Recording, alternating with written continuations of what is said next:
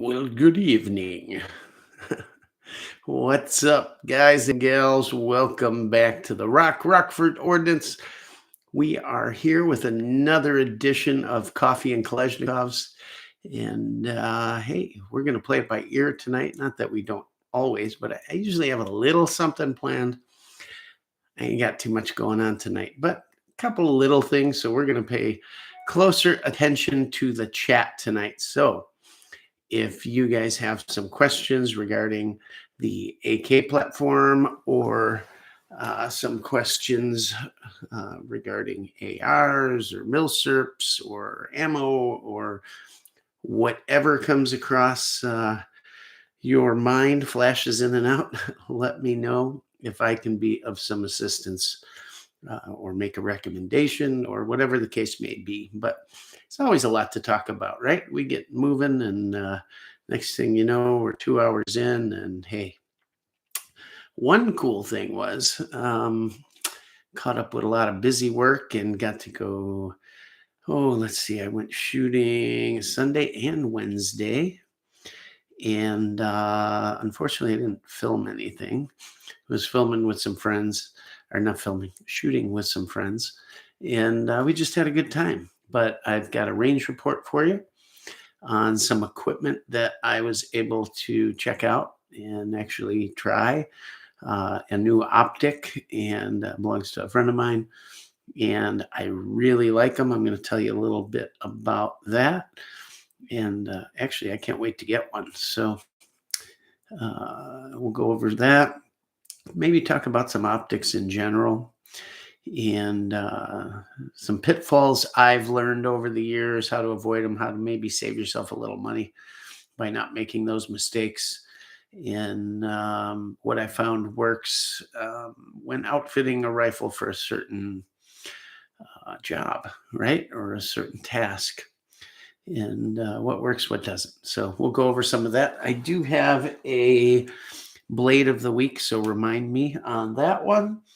And we've also got something else. I wanted to talk a little bit about some, back in the day, I guess they called them preppers or survivalists or what have you, but I just call it stuff that you need to keep living when things get a little tougher than usual, right?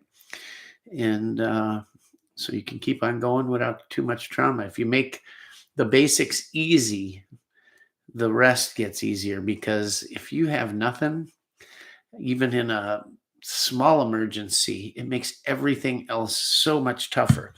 Think about if in an emergency you had just a couple things just taken care of so you can concentrate on the rest. And I'm not talking taken care of for a year or two, but even if you made just the slightest bit of preparation, maybe you had some MRE stocked away or some canned food and could get you through a couple weeks, right?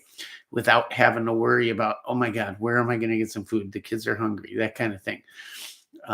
What if you had enough water where you didn't have to worry, okay, where am I going to go to get some water? How am I going to purify it? We're going to have to make a filter and we're going to have to boil it. And, the electric's out and we've got no heat. How are we going to keep things warm? It's November. It's getting cold. What if you had those basics out of the way, where for even 2 weeks from the minute whatever happens, you got food covered, water covered, can keep your family dry and warm and protect them, the basics of the things you need to protect them, which most people that come on this channel, I assume, have. What if those 3 or 4 basic things you didn't have to think about? You just knew, okay, they're there. Sure, I got a plan for maybe after that 2 weeks, but let's face it, that initial happening of whatever event it may be is an important time when you don't have to be thinking about the basics of life. You can be thinking about how you're maybe going to get out of there, how you're going to fortify, how you're going to get other things you may need and concentrate on those while everyone else is running around struggling for the basics. You can be out getting those things that really make things easier, more comfortable, this and that. Um, so we're going to talk a little bit about that. And just so you guys know, this isn't going to be some big thing. You need a year of food, and you need 100 gallons of water, and you need 70,000 rounds of ammunition. And it's not going to be like that, because I don't do that. I've never went out and said, okay, I've got X amount of money and I'm going to buy this much freeze dried food or something like that. It's an ongoing process, a little bit here, a little bit there, as you can afford it. Because let's face it, I don't care what job you got, what money you make, all that good stuff.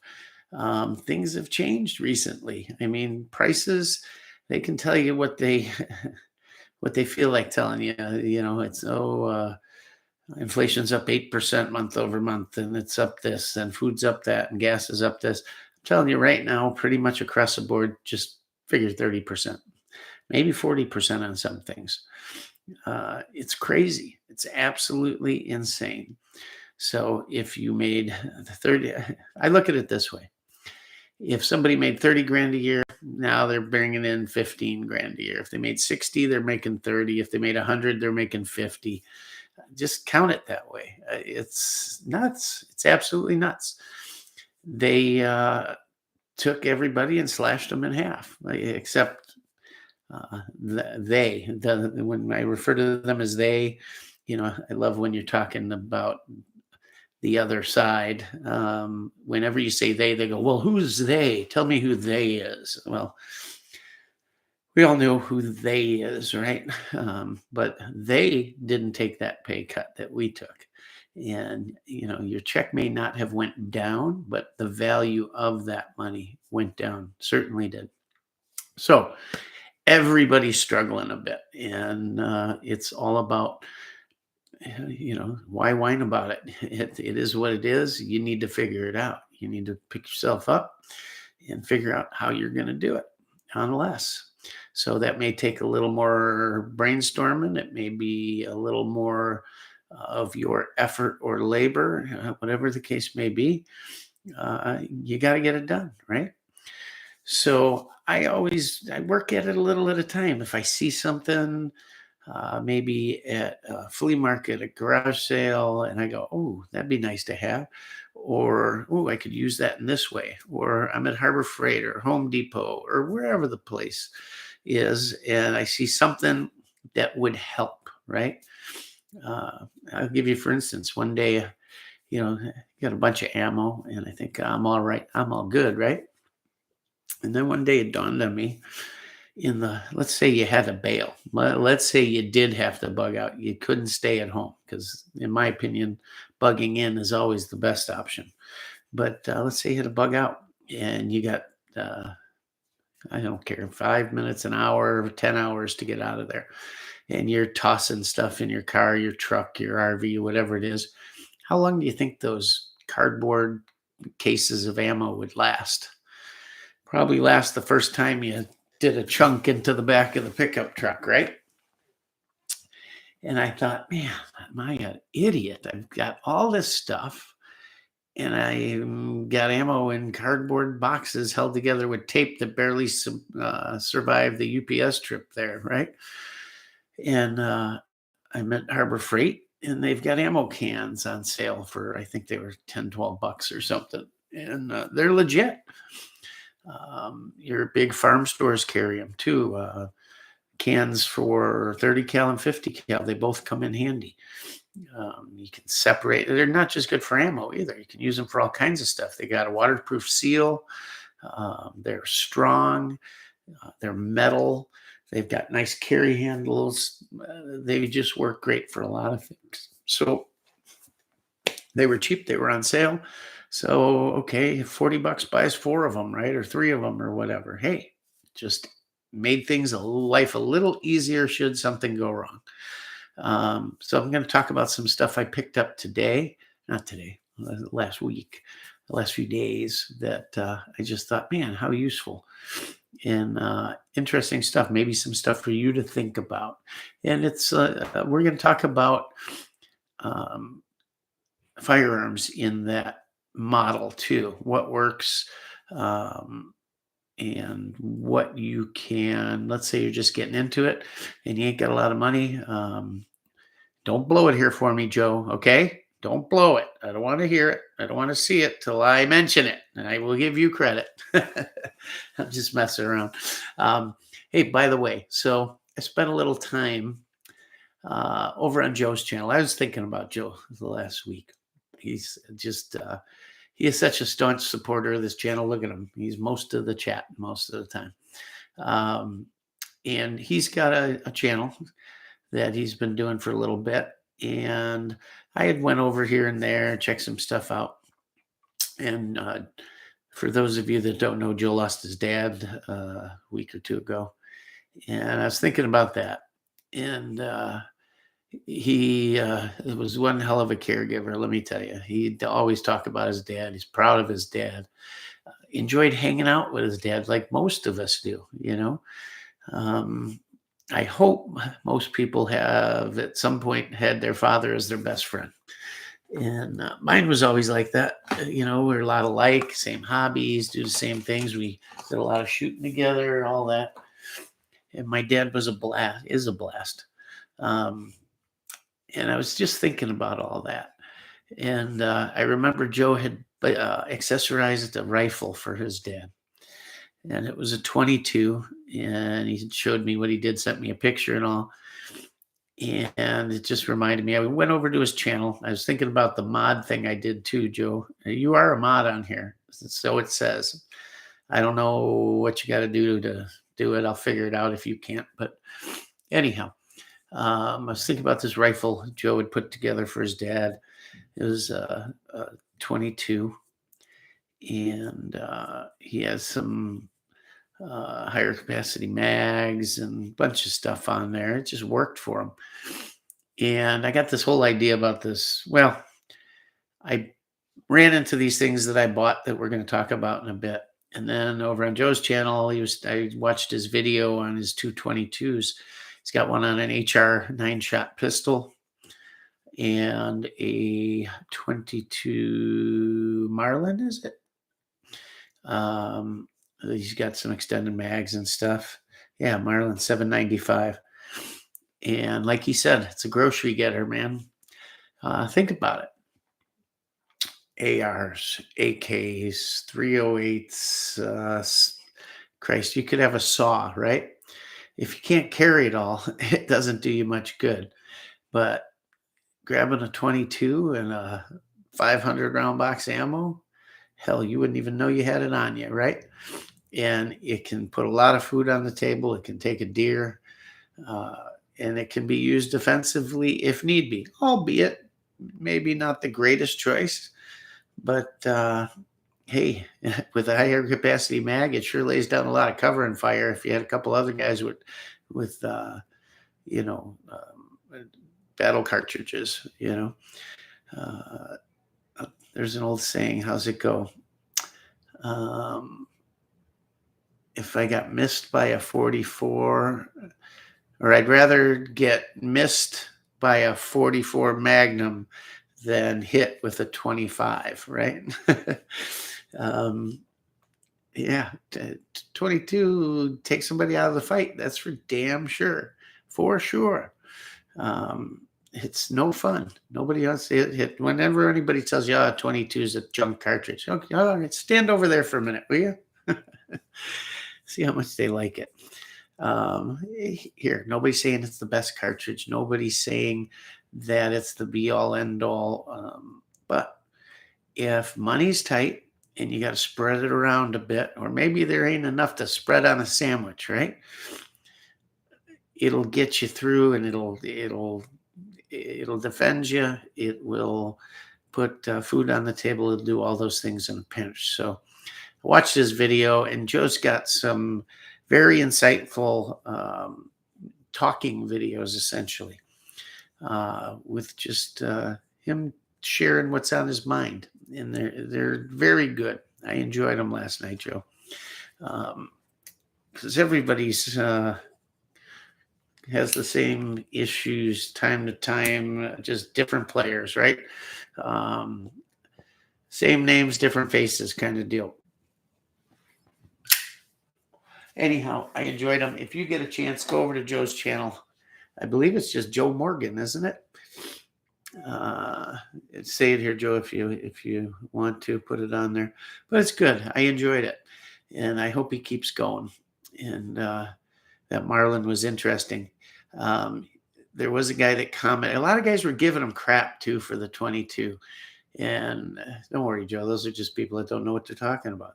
And Joe said the same thing. In no way, shape, or form did he say it's the be all, end all, or the best, or the most preferred for a situation. Of course, it's not.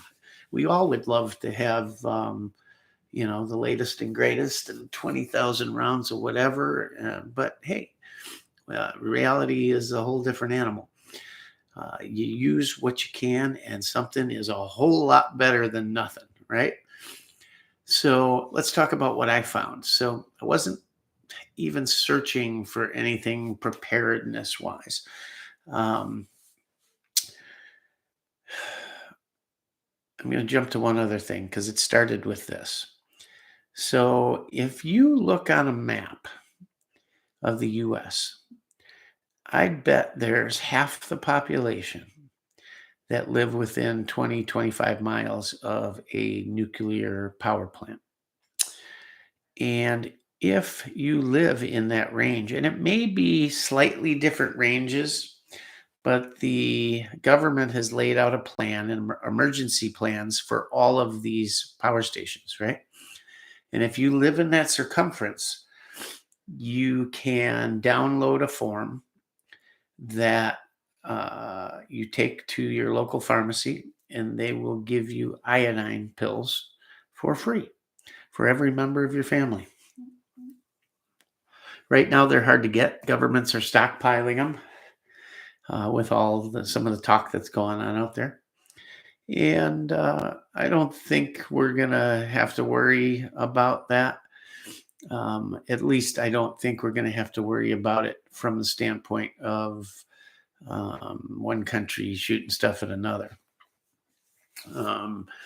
I do think there's a possibility of some funny business going on, and maybe one country blaming another for a false flag event or something they created to make it look like something else.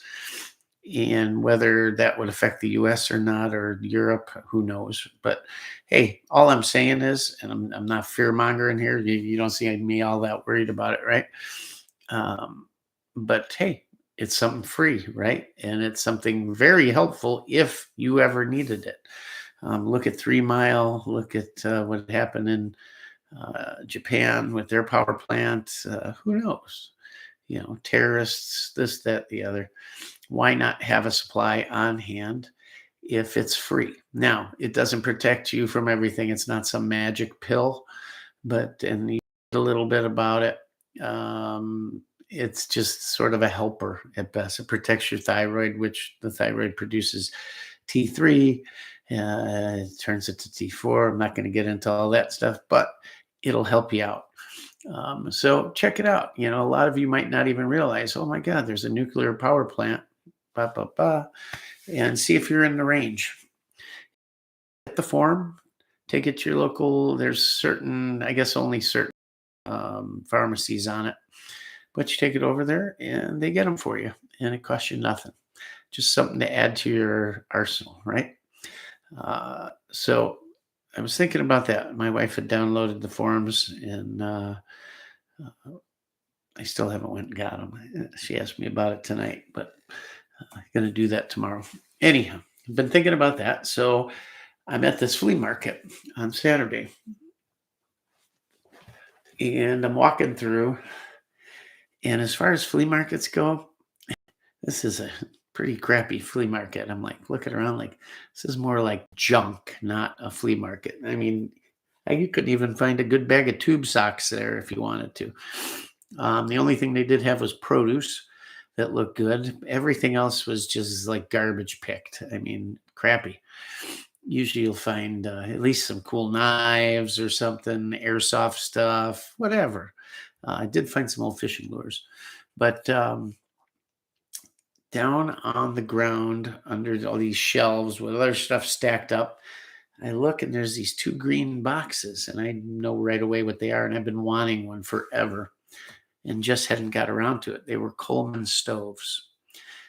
We've all seen the Coleman gas stoves, and they all have, well, the new ones now run off the little green tanks of propane, but I don't want one of those because you're limited there, right? I don't want to have to store little green tanks of propane and or 20-pound tanks of propane with an adapter, or refill the green tanks with some adapter that you made that's kind of dangerous. I wanted to run off the ones that have the red tanks on the front.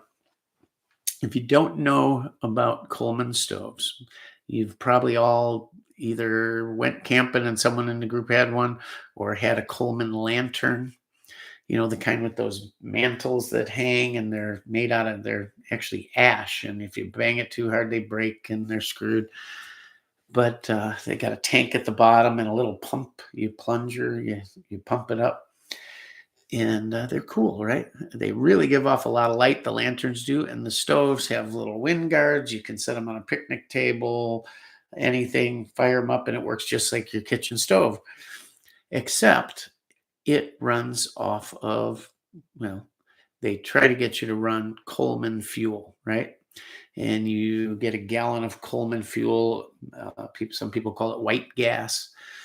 And they want you to run that. The problem with running that is, and I'm going to date myself, but if I told you off the top of my head, what I think a gallon of it costs, but it's nowhere near what I thought it used to be. Maybe it was 10, 15 bucks, not even back in the day, $5. I recently paid or saw like 30 bucks for a gallon. That's insane, right? Coleman now markets a dual fuel lantern and stove, which will run off Coleman fuel or white gas or unleaded gasoline. Yeah, I said it, unleaded gasoline. What they don't tell you is they'll all run off unleaded gasoline. You just need to make sure it's filtered extremely well, because the orifices in these things are tiny. You don't want to plug them up, but Coleman sells a filter or a funnel that has a filter in it.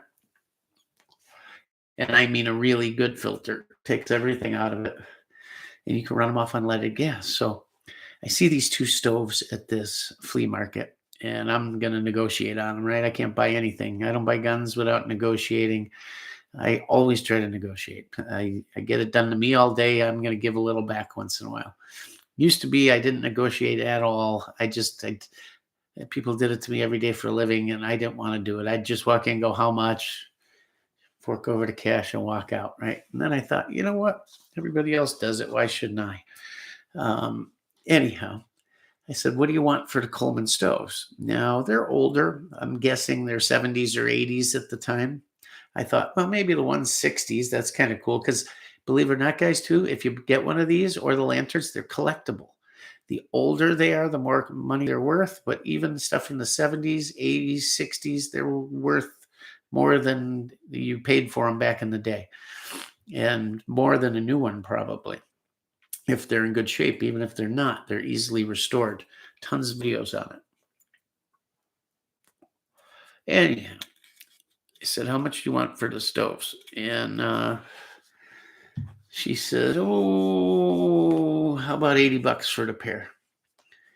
And I thought, and I was going to make a quick offer and buy them. And then I'm thinking about it. I'm like, no, what do people do to me?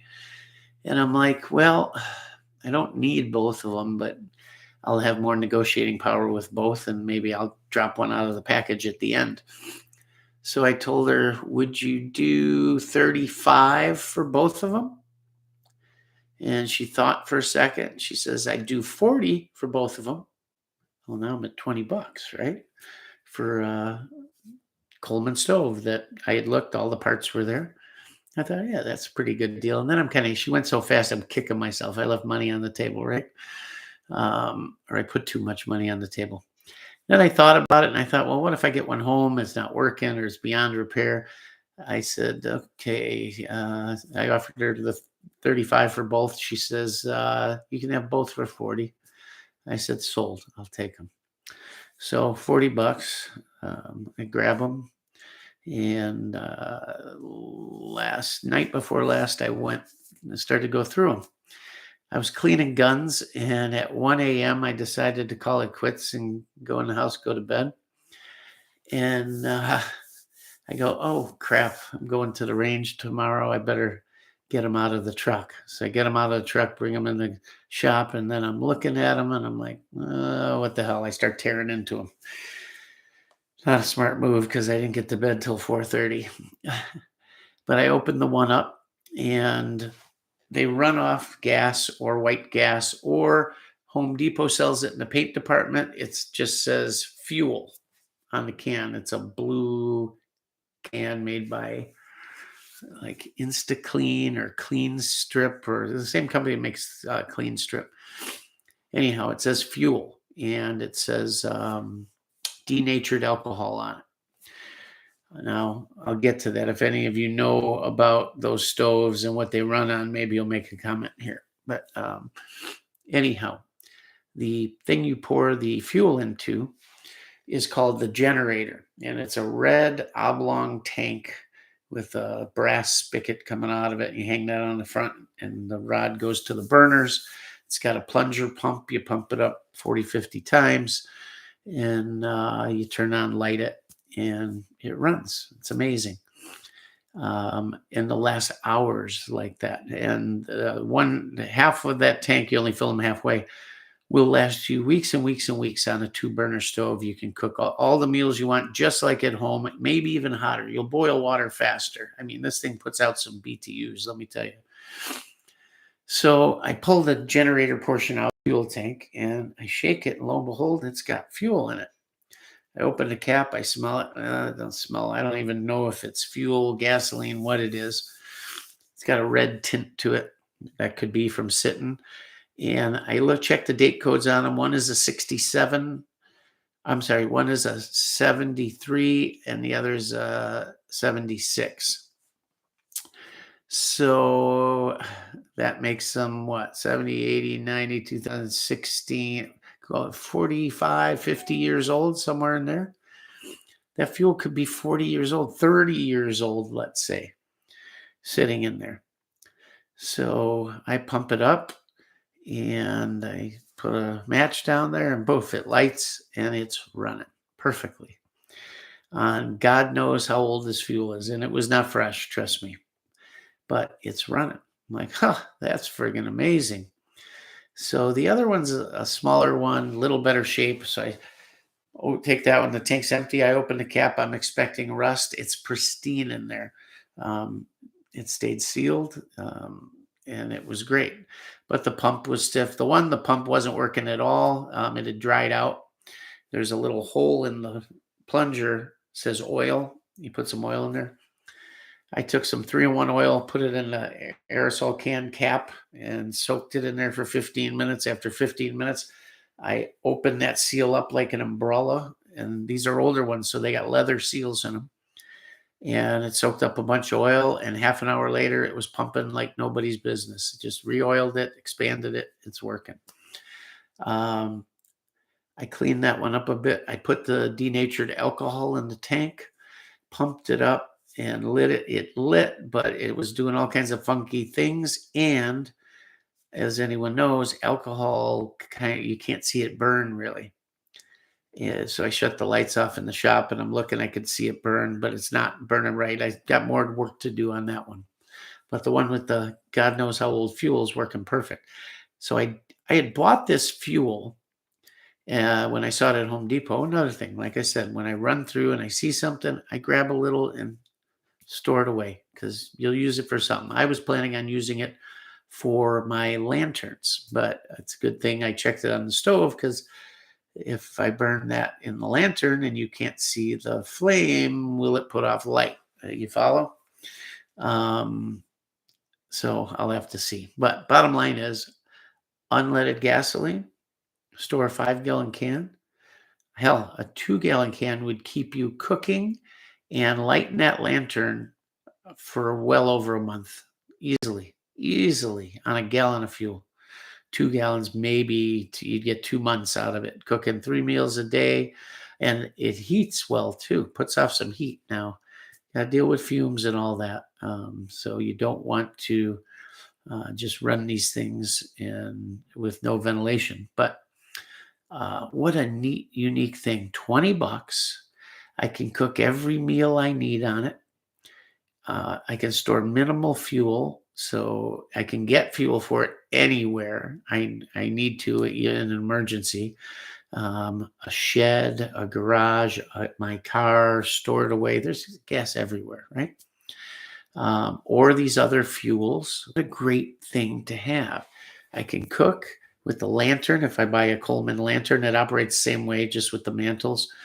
And you can get those cheap anywhere.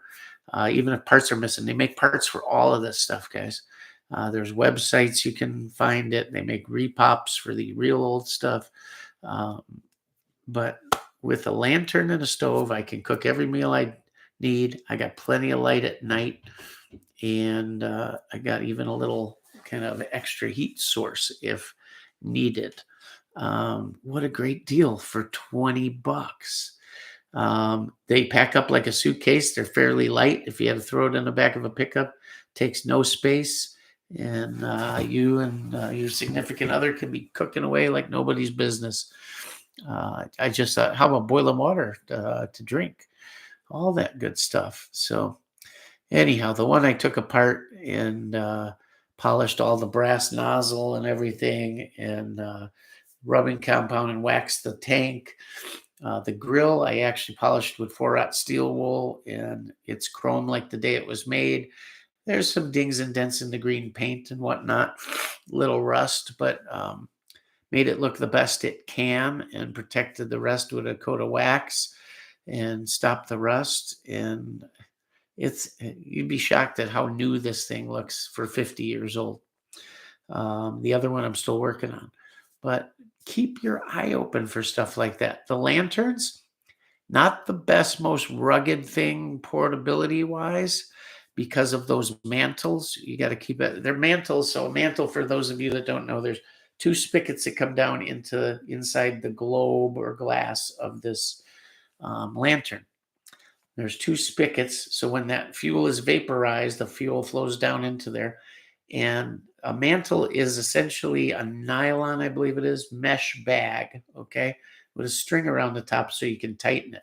Think of, remember the old sacks, leather sacks that held marbles, kids' marbles?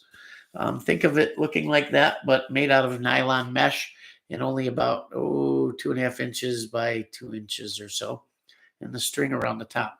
You put it over the nozzle, you tighten the string, tie a couple knots, done.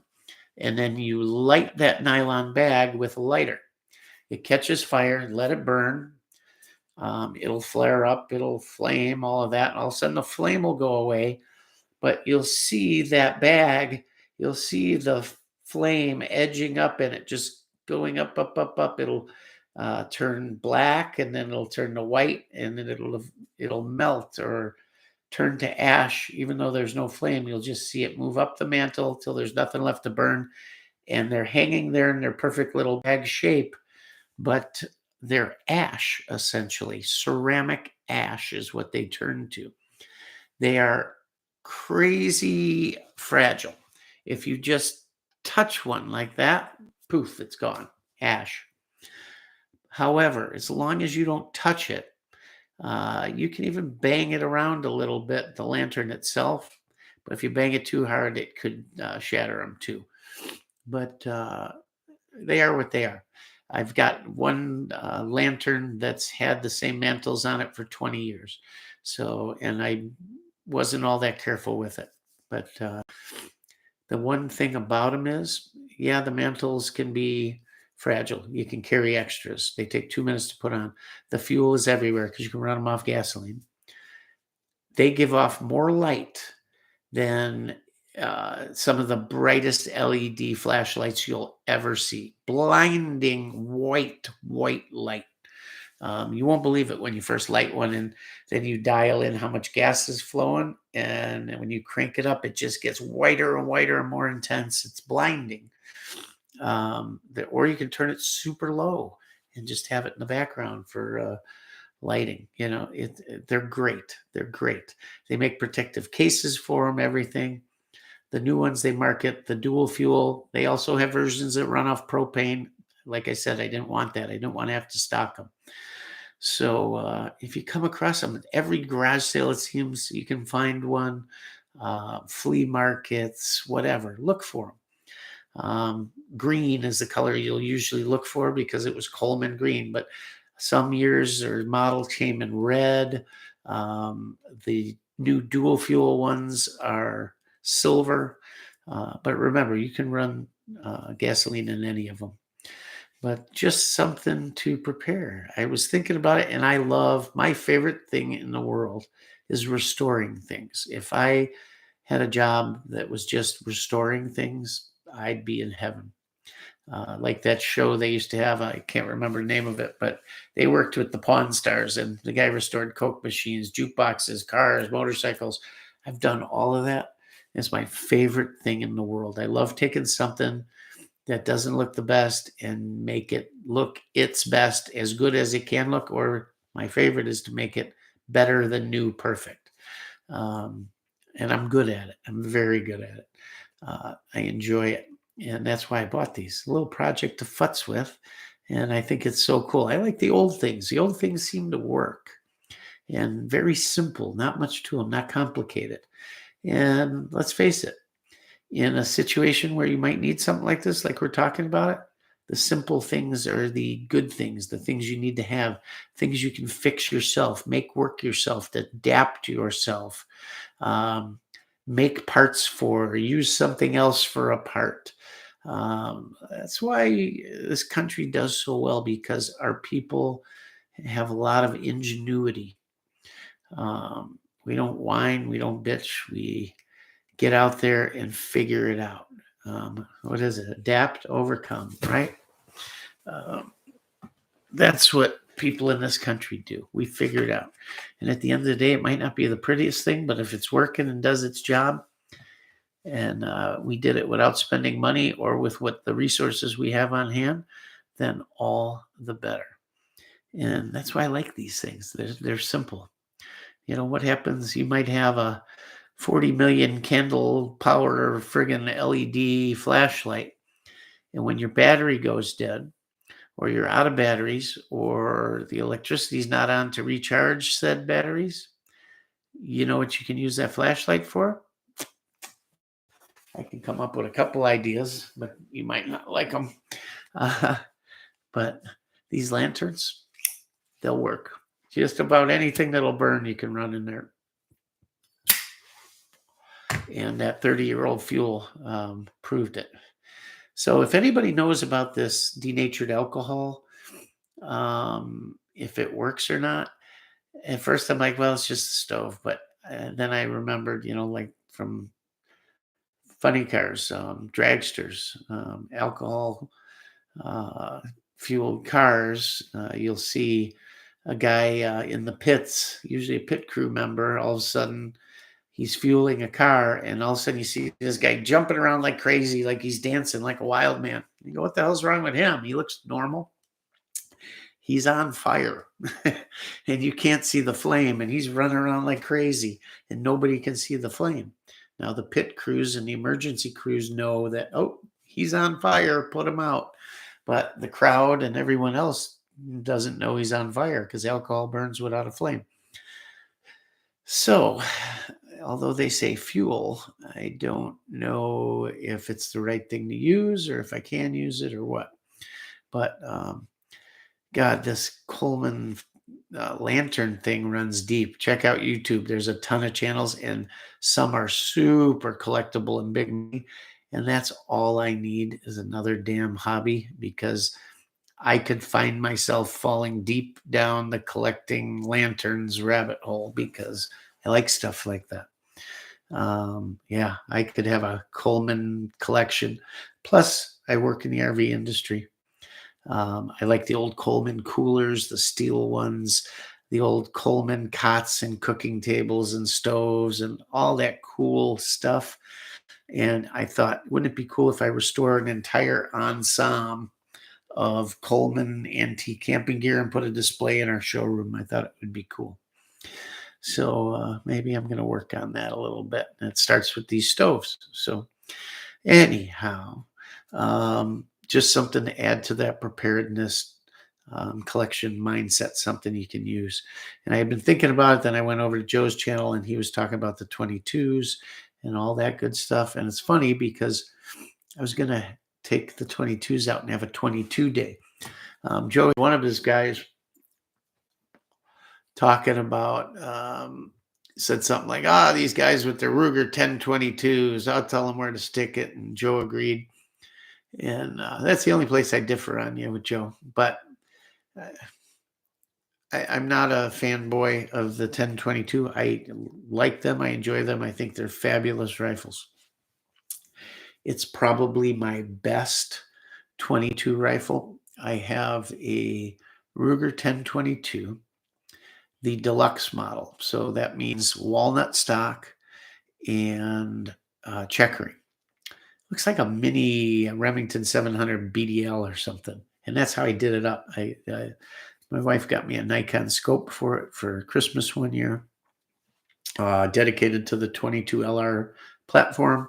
Even has a BDC. Now, I don't know what you need a BDC on a 22 for, but because I don't think I'm going much past 100 with it. I think it's a variable 3x9 scope. Nice little scope, and nice rifle. And the cool thing, or what I like about Rugers, number one, those rotary mags are wonderful. A lot of 22s are jam-o-matics. I'm not saying the 1022 can't jam, but those rotary mags are really nice. Plus, they make the BX mags, which are 25 rounders, and those feed magnificently. Joe's got some, I'm not sure what brand they are. Maybe what's the company that makes the scope covers? Are they that brand? I've never tried them. What's the name here? I've got a scope cover here with that name on it. Let me see. Butler Creek, I think. Butler Creek makes some extended mags for a bunch of different 22s. They certainly make them for the Ruger. I've never tried them personally, but I've heard that they're not as reliable as the Ruger BX mag in the Ruger, at least. I can't speak to the other platforms. Joe says his run great, but I do like the Ruger for the rotary mag. I also like the fact that the aftermarket for that rifle is just staggering. There's so much out there, heck, from Ruger and from the aftermarket. If you have a 1022 rifle or a barreled action, you can turn that rifle into anything you want, from a bench rest 22 bull barreled ultimate target rifle to a tactical 22 with adjustable stocks to a classic walnut stocked hunting gun. There's parts and kits and barrels and receivers and triggers and mags and sights and scopes and rails and grips and chassis systems, and you name it, they make it. And there's 10 million different styles of them. That one distributor, I think it starts with a T. They do all kinds of special editions. There's beautiful laminate stocks for them, all kinds of stuff. But forget about the 1022. There's 1,000 different 22 rifles out there, some older, some newer. And you can find them everywhere cheap, right? My father is a prime example. You've seen a lot of his classic battle rifles on my channel, from the FN to Colt A1s to Bakelite side folding Chinese AKs, right? My father has good taste, or had good taste, when he was acquiring that stuff pre-ban, right? And I'm lucky to have it all. But and so he's got all these wonderful things, right? But you know what he enjoys more than anything? A 22. Could be a pistol, could be a rifle, could be whatever. Usually a rifle. He can walk in a gun shop and there can be the most gorgeous surplus stuff laying there. He'll spot something and he'll blow right by and go, What's that 22 over there? Can I see that? Single shot, break barrel, bolt action. It don't matter. It don't matter how much rust. It doesn't matter anything. It's just, I'll take it. You got anything else like that in the back? Just likes having them. They started to grow. I looked where he kept them in the corner, and there's one, then there's two, then there's five, then there's 50. Dad, what are you going to do with all these 22s? I'll get around to it. We've experimented with them. I powder coated one. That it was terrible, rusty, whatever. Buddy of mine was doing powder coat at the time, got into it, and he says, "Hey, let me try to do that." So he powder coated it. It came out nice, but it came out kind of thick, as powder coating sometimes does. Makes it look, it cheapens the look, but sanded and oiled the stock, and hey, it shoots. The rifling is almost shot out of it, but it shoots. 22s you can find anywhere, and you can find ammo anywhere. One that I have that I enjoy a lot, and it's probably the most inexpensive one I have. I bought it as my son's first rifle, and it's a Mossberg Plinkster. I think they call it a 701 or 702 Plinkster, semi-automatic, 10-round mag. Again, it's very similar to the 1022. It comes in a number of patterns. So you can get it with a wood stock, polymer stock, all these different versions, barrel lengths, finishes, this and that. When it came time for his first rifle, I wanted him to have a 22 and to start with, where I could take him to the range. I could put one round in it and he could learn to shoot, and then he could progress. And while I wanted him to have a 1022, it just wasn't in the cards at the time. He was our second child, and we weren't married all that long, and we were buying a house, and I just didn't have the money, even though 1022 carbine at the time was probably $200, $250 maybe, but it wasn't in the cards. So I'm at a Gander Mountain, I think it was, and I'm looking around, and I thought, well, maybe I could get him the Ruger. So I showed my wife, and she looked at the price tag. She said, "I'm sorry." She goes, "We just don't have it. So I'm looking. There's these Mossberg Plinksters. And, I don't think much of them right off the bat because they looked cheap compared to the nice wood stocked 1022. And they had a bunch of different versions. I'm looking at them. And they got this polymer stock one that's on sale. And I believe it was $99 at the time. Might have been $150, but I think it was $99 because I think with the scope I was under $150. And only the polymer one was on sale. So I'm looking why. Why is it so much cheaper than the others? And I thought right away, well, polymer stock looks kind of cheesy, this and that. But as I'm looking at them, it's a good looking gun. It's a polymer stock. But it's finished. It looks like it's stainless, so it looks like an all-weather rifle. And I'm looking at it, and at first I don't notice these other differences, but the more I looked at it, I'm like, oh, look at this. It's a longer barrel.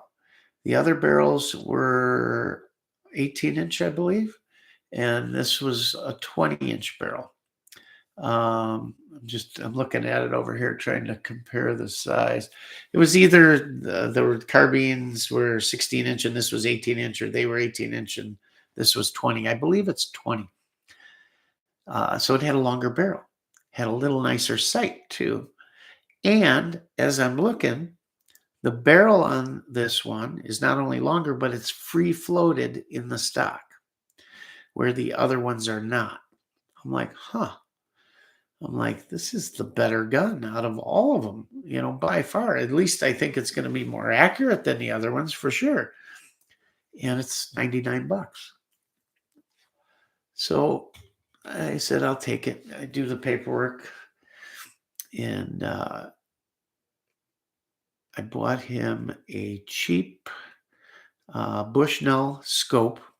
The only reason I bought that scope is now I said it looked like a all-weather rifle. It's not stainless. It's painted silver or Cerakoted or whatever, the receiver and the barrel. But it is now roughly 15 years old because he was about 8, I think, when I gave it to him. And it's perfect. There's not a mark on them, no rust, no nothing. And they're great. Anyhow, I got the Bushnell because it was the only silver / stainless looking scope they had, and I wanted it to look nice. So I got him let me think. I think it's a 6-power scope, and cheap. It was like in the bubble pack, hanging on a rack, and it was like $30. So I took it home. I mounted the scope on there, and got all the fingerprints off. And I had a $10 hard case I had bought for it for a scoped rifle, and I put it in there and put it under the tree with a big bow in the back, kind of like a Christmas Story movie where he pulls the BB gun out, right? So Christmas comes, and we open all the presents from Santa, and we were going to my brother's house for Christmas. And he got a bunch of toys and everything, so he was happy. But he was looking because he had talked about, getting a 22 and all this. He didn't say anything, but you could tell maybe he was a little disappointed. We get to my brother's house, and of course, he's got presents for the kids. And they get done opening that, and he's pretty much resigned himself to the fact that Christmas was over, and he got some good stuff, but he didn't get what he wanted. And then my brother said, hey, Moj, what's that over in the corner there? Just like that. And he perks up all of a sudden. He looks, and it's a rifle case. I don't even know if he knew. He probably did because he saw my stuff all the time. But it had a big bow on it. He says, what's it say on that tag? And he looked, and he turned around, he's smiling, he says, me. And he's dragging it out, like this because the case is bigger than him. And he's half knocking the Christmas tree over, and he wants to put the case on the coffee table, and there's drinks in it. So we finally get him settled down, and he opens it up, and he looks, and that's one of the coolest dad moments you'll ever have is that first gun. It's really a cool moment. And he loved it, right? So we were done with brunch or whatever, and he wanted to race home. Can we leave? Can we leave, Dad? Can we leave? Because we lived in the country, and my brother, not so much. So he knew if we got home, we could shoot it. Can we shoot it? Can we shoot it? Can we shoot it? All the way home. Yeah, we can shoot it, So we get home, and I had just happened to get a few days before that my Mosin Nagant M44, the one you guys saw not too long ago, that started me back into firearms and on this whole tangent. If I knew what it had turned with that $69 Mosin had started, not so sure I would have got started again. But it's been fun. And that's frankly what kicked off the 22 with him and everything.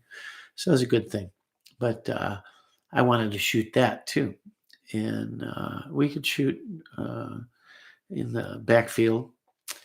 And we got home, and it was cold out. And I had bought him some little 22 targets and stuff, threw them out there. One steel flipped it over, whatever, different stuff. And it was cold, but at the time I had an unfinished walkout basement, and the acreage behind was ours, and there was a tree line, and it was safe, everything. So I'd put the targets out there, and I would put a folding table right in front of our sliding patio doors.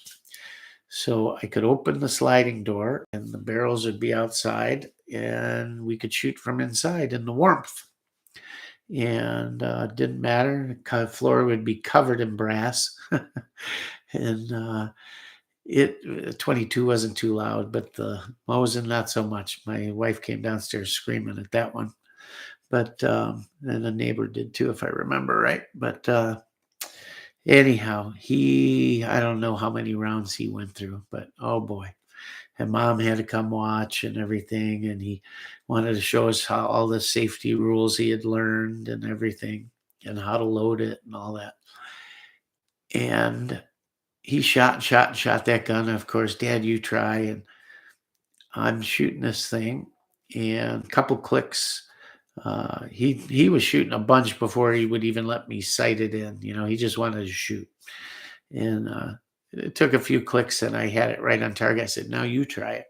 And he hits, and the first one that goes ting, he looks up at me, and that was it, boy. 500 rounds later, I couldn't believe the barrel wasn't smoked out of that thing the first day. But I shot it some more, and I was just amazed because he had shot a 22 in a BB gun before in some airsoft, but he had not done any real-time hitting targets, so to speak. And the kid was an incredible shot. I mean, the things were grouping, and I'm like, wow, let me try that thing. So I'm shooting it. And the thing is just spot on. I'm going further out. I'm like, holy moly, look at this thing. And this is using that golden, whatever, Remington garbage, dirty, filthy ammo. And but it's hitting. And it's running perfect. Not a jam, not a nothing. So the first Monday or whatever after the holiday, when the stores opened up again, I ran right down there and bought the same rifle for myself. Except I put the same scope on it and everything, except mine was a 3x9 variable. And I still have it.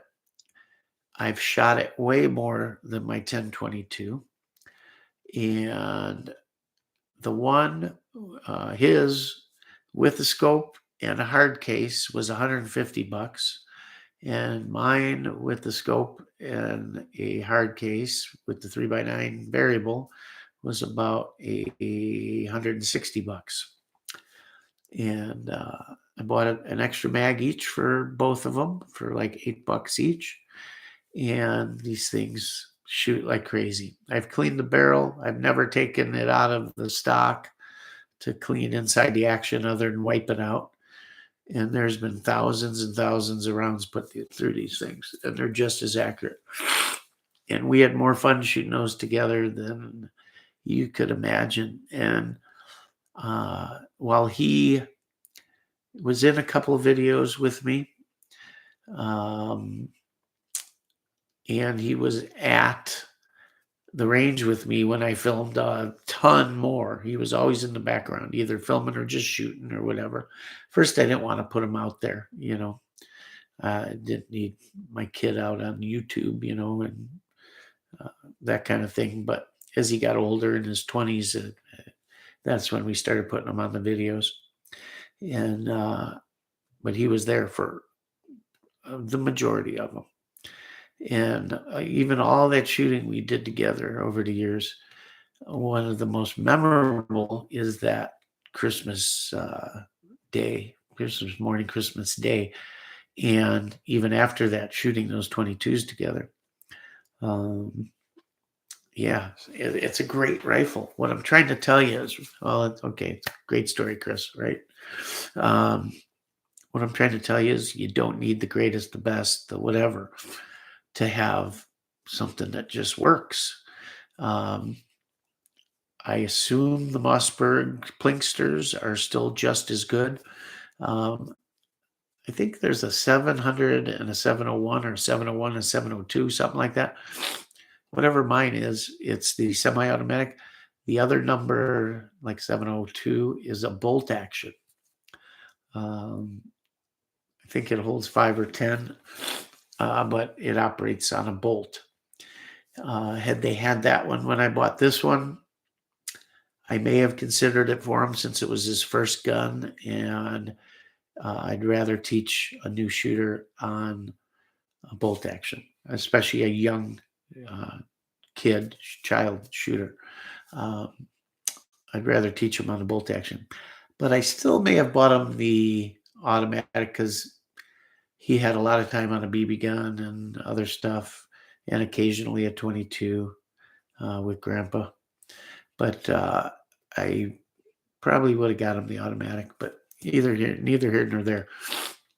For that kind of money. Now imagine what one is used. I mean, I don't know if they even lose any value because they're so cheap. I do know that they're probably 200 or 250 now.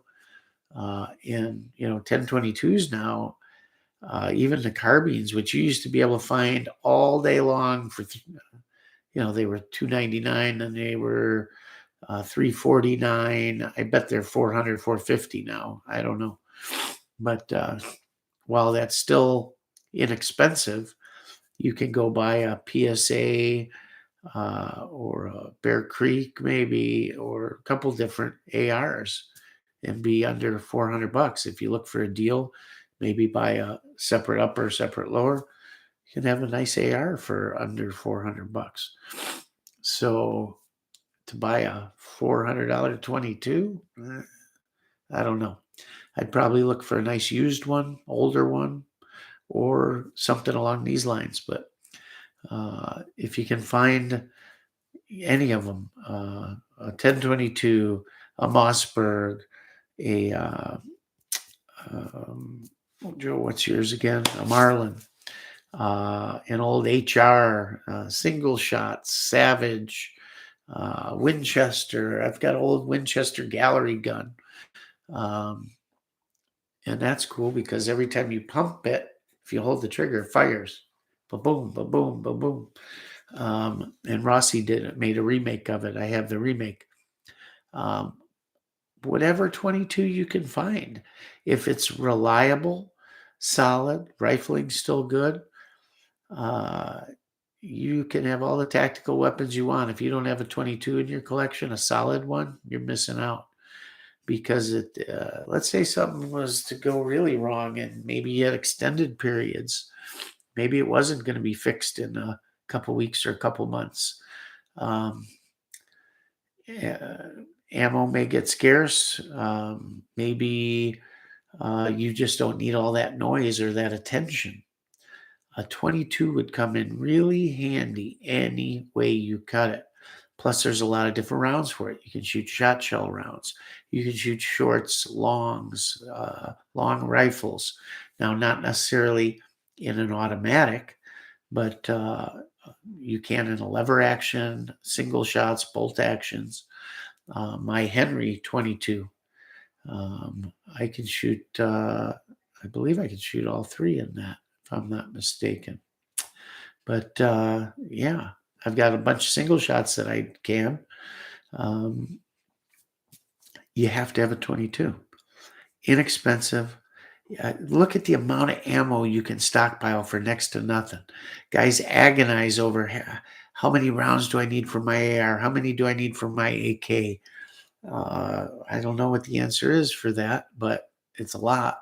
I mean, I would think for a family, you're not going to get very far just on your own. So let's say you had a family of 4 and you want to arm everybody with a AK or an AR, or mom and dad with an AK AR, and maybe the kids with something else. Let's say you had 4 rifles in the family, all one caliber, 7.62 by 39 or 5.56, whatever the case may be. What are you going to want? 5,000 rounds a rifle? 10,000 rounds a rifle? AKs, SKSs, those were classic prepper guns. They were cheap and ammo was cheap. Not until recently, until a year ago. I could get it for $169, 1,000. Well, can't do that anymore. Sure, there was the great 22 shortage, right? But even so, very few people that had 22s ever ran out of 22 ammo. They probably had more than enough. It's just that everybody was talking about the panic, so everyone ran around looking for 22. But I guarantee you, those same people out looking had a couple thousand rounds at home, or a brick of 1,000 or 500. They weren't out of it. I guarantee you, most had at least 500 rounds for their rifle. And hell, you can put 1,000 22 long rifle rounds in your pockets, your front jean pockets, 500 in each pocket, and a 3-pound rifle, and get the hell out of Dodge. Now, try doing the same thing. Lugging your 8-pound AK or AR and your cardboard wrapped case of 1,000 rounds. Because 5,000 rounds, you're going to need a dolly to carry it behind you. Ask my UPS man. He couldn't get very far. Great thing to have. I'm sure a lot of you are commenting in here on what you have. Let's get to the comments real quick because I've avoided them. So Joe got in here first, and Joe said, "The king is back." And I said, "Joe, you don't have to refer to me as the king." And he said, "I meant me." I'm pretty sure he knew I was joking. I knew what he was saying. I just thought it was funny. He said last week he fell asleep. That's okay. It happens. I told him I was checking out his channel. Joe says so far his channel has been videos of random thoughts and the old man, his dad. And I had mixed with other things, gun videos. I've had suggestions to do gun cleaning videos and loading magazines. Yeah, why not? All I'll tell you, Joe, is if you go the firearm route, you got a long, tough road to hoe. If you pick any other subject, your channel will go much better, much easier, much faster. Had I picked any other subject, it could be my only job right now. Had I picked any other subject, but unfortunately I didn't.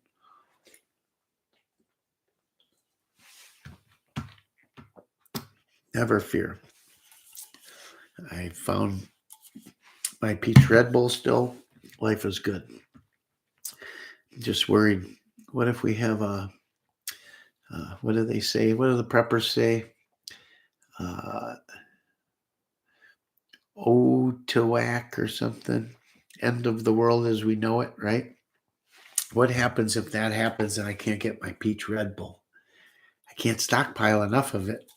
It's too expensive, number one. Number two, where are you going to find that much? I'd be sad. That would be a sad day if I couldn't get my peach Red Bull. Funny thing is, I hate regular Red Bull, and I love it. I shouldn't even be telling you guys about this because you will shorten my supply. But this stuff is just marvelous. I hate regular Red Bull. I really don't like any of the other flavors. This is something all onto its own. I can guzzle it 3-4 a day. Let's see. I'll feature your channel on my page too and tell others to come over. I thought you already did.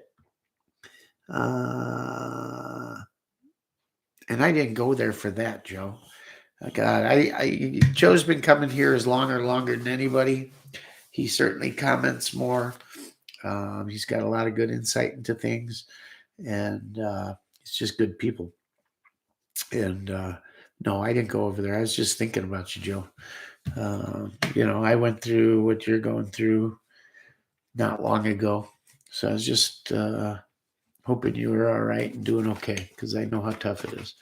And I know you were close, and you did what any good kid would do for their dad. You did amazing things, and you're not. Here, don't take this wrong.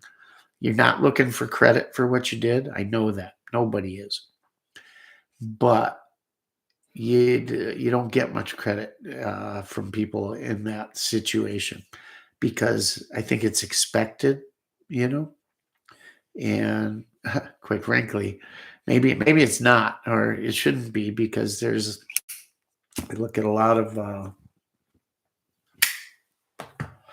kids today and I wonder, if they would do what um, almost all American or families in the world would do, and that's take care of the people that took care of them, right? Without even thinking twice. Put them first. Uh, but my generation, your generation, Joe, it's just what you do, right? I don't know if that's the case so much anymore. I don't get me wrong. I know there's good in every generation, and I don't even think it's the people. I just think the how they've been taught and how they're influenced. I think that is minimized, or certainly the older generation doesn't take precedence. There's the whole respect thing doesn't exist anymore in a lot of ways. Um, and you just wonder, I don't know. But you should be given all the credit in the world for doing the right thing because you did it right. And you put him first and you made him important. And you never um, it never came across as, you didn't treat him as if he were feeble or sick or whatever. You treated him like the man he was. That's all, till the end. And for that, I'm sure he's eternally grateful. And God has a special place for people that do the right thing, take care of the people that took care of them. Because the situation reverses real quick, right? Um, yeah, and you just got to remember how you would want to feel. You'd want your dignity, and as you get older, and diseases and health problems, it puts you in a situation where that situation might not be so dignified, right? And you got to work past it and let them keep their dignity because that's important. Because you look at them at one situation, you say, "Oh God, look at this." There's this, and I'm not saying anything about my father, your father. There's this old feeble man curled up in a corner, drooling on himself, or whatever the case may be, wetting himself, whatever, Um, and you got to think back and go, wait a minute. That was this big, strong, powerful, smart, hardworking, could do anything superhero, right? When you were a kid and you marveled at him when you were in your 20s and you said, man, how did he, now you're getting to know how hard things are, right? And you think, how did he ever do that? And God, and he put up with me being such an ass and all that. And you want him to keep that dignity. And today's society puts down that patriarchal figure, right? Just watch commercials today. Watch sitcoms. Commercials, sitcoms, movies, but commercials and sitcoms particularly. How do they portray the father figure today? They portray him as the bumbling, stupid, slow, idiotic, doesn't get it, kind of oafy guy, right? That's how they portray the fathers. Watch the commercials. He's the guy spilling the glass. He's the guy that, oh, I don't know how to clean it up. Ta-da, mom to the rescue. Don't think for 1 minute that's not the left's way of breaking that family down. That the father's a bumbling, moronic, not so smart individual, not needed, we're smarter than, that kind of thing. I see it every day on commercials, sitcoms, movies. Watch, pay attention. Next time they show a family in a commercial, watch. I promise you, when you're looking for it, you're going to go, oh my God, he was right. Look how they portray him. And before Dad was the smart one making the decisions of this. and this is no put down to the ladies. If anything, now they make the wife, the mom, well, I don't know if it's actually a wife anymore, or for that matter, if it's a mom or a birth person or whatever the case may be. But watch. They make the mom, the smart, intelligent, can do anything, provider, this, that, the other, and they make the father figure just the bumbler. You're a bumbler. Check it out. Watch. It's funny. And then depending on how your family structure is, maybe you might see some coincidence there as to how the kids view you, whatever. I'm not saying that happens in my house. It doesn't. My kids were not raised like that. I don't think most kids are, but unfortunately, all of that stuff rubs off through osmosis, and it becomes systemic. And I think that's where a lot of this comes in. Old people are no longer the wise ones, the patriarch, the matriarch. They've made them unimportant, that kind of thing. Not the wisest. Again, they've done that too with the older figures, the grandmothers, the grandfathers. You'll see that too. But in particular, watch that on these different platforms and you'll see it. I'm sure some of you can think of a million commercials just like that now that you think about it. And therein lies the problem. How we got on that, Joe, I don't know. But let's see who else is in here. AK Old School is in here. Good to see you. He's been stopping by a lot lately. I hope you find some of this interesting. Sometimes it's not all guns, right?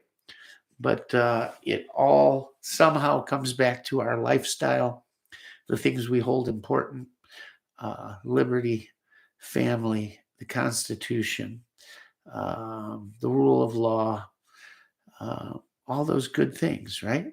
Because that's what the Second Amendment is there for.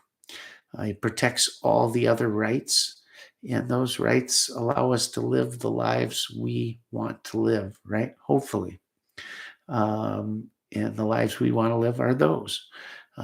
We want to be the good guy. We want to be the provider. We want to be have a strong background in whatever faith it is we choose. We want to provide for ourselves. We don't want to be provided for. We want to be left alone. We want our liberty. We want to be able to decide. We want to be able to govern, right? And we want to live by those most important documents our founding fathers put together. And without the Second Amendment, the rest all go away real quick. And remember one thing, and then this will be it for politics. Remember one thing. The Constitution doesn't give, it's not the government giving you or confirming, giving you a right. The Constitution tells the government where their role ends, right? It tells them they cannot infringe. We had the right already. It's not giving us anything per se. We had that right. It's God-given. All it's doing is confirming that the government cannot step on that right in any way, shape, or form. That's what it says. And that's where a lot of people make the mistake, that they think somehow if the Second Amendment went away, that they could then tell us we don't have the right. We're taking that right we gave you away. No, you're not. That's not what the Constitution does. It's not the government giving you this right. It's putting a leash on the government is what it's doing. Just remember that. Enough on that. True American Loretta. They are in the house. Good to have you. I saw you commenting on Joe's channel. The 22 video, you said Joe got you into it, got you all set up. I think you meant with 22s maybe to start with, huh? So good to see you in here. Joe says, I do 500 rounds in mags. That's my emergency food for my rifles. I have like 170 something in mags for pistol and 125 in mags for 22. I stow all my guns loaded and ready, revolvers with speed loaders. Hey, a 9-round revolver with speed loaders. I think I'm going to say exactly how Joe said it, I think, because there's only one way to say it. It may not be the pinnacle or the utmost or the best case scenario, but it's no slouch, and it's certainly better than nothing. And you get good with a speed loader, especially on a 9-round revolver, you can do so. You can run that gun pretty fast. I don't know. I don't know anything, but you might want to ask a guy by the name of Jerry how fast you can be with a revolver and a speed loader. Guarantee beats most guys here with 30-round modern sporting rifles or 22-round modern semi-automatic pistols. He'll sling more lead down range faster than you could empty that thing. Rock actually watches videos I make. I was shocked. So many like them. I'm open to suggestions. I thought they were great. I like the ones where you're just talking subject.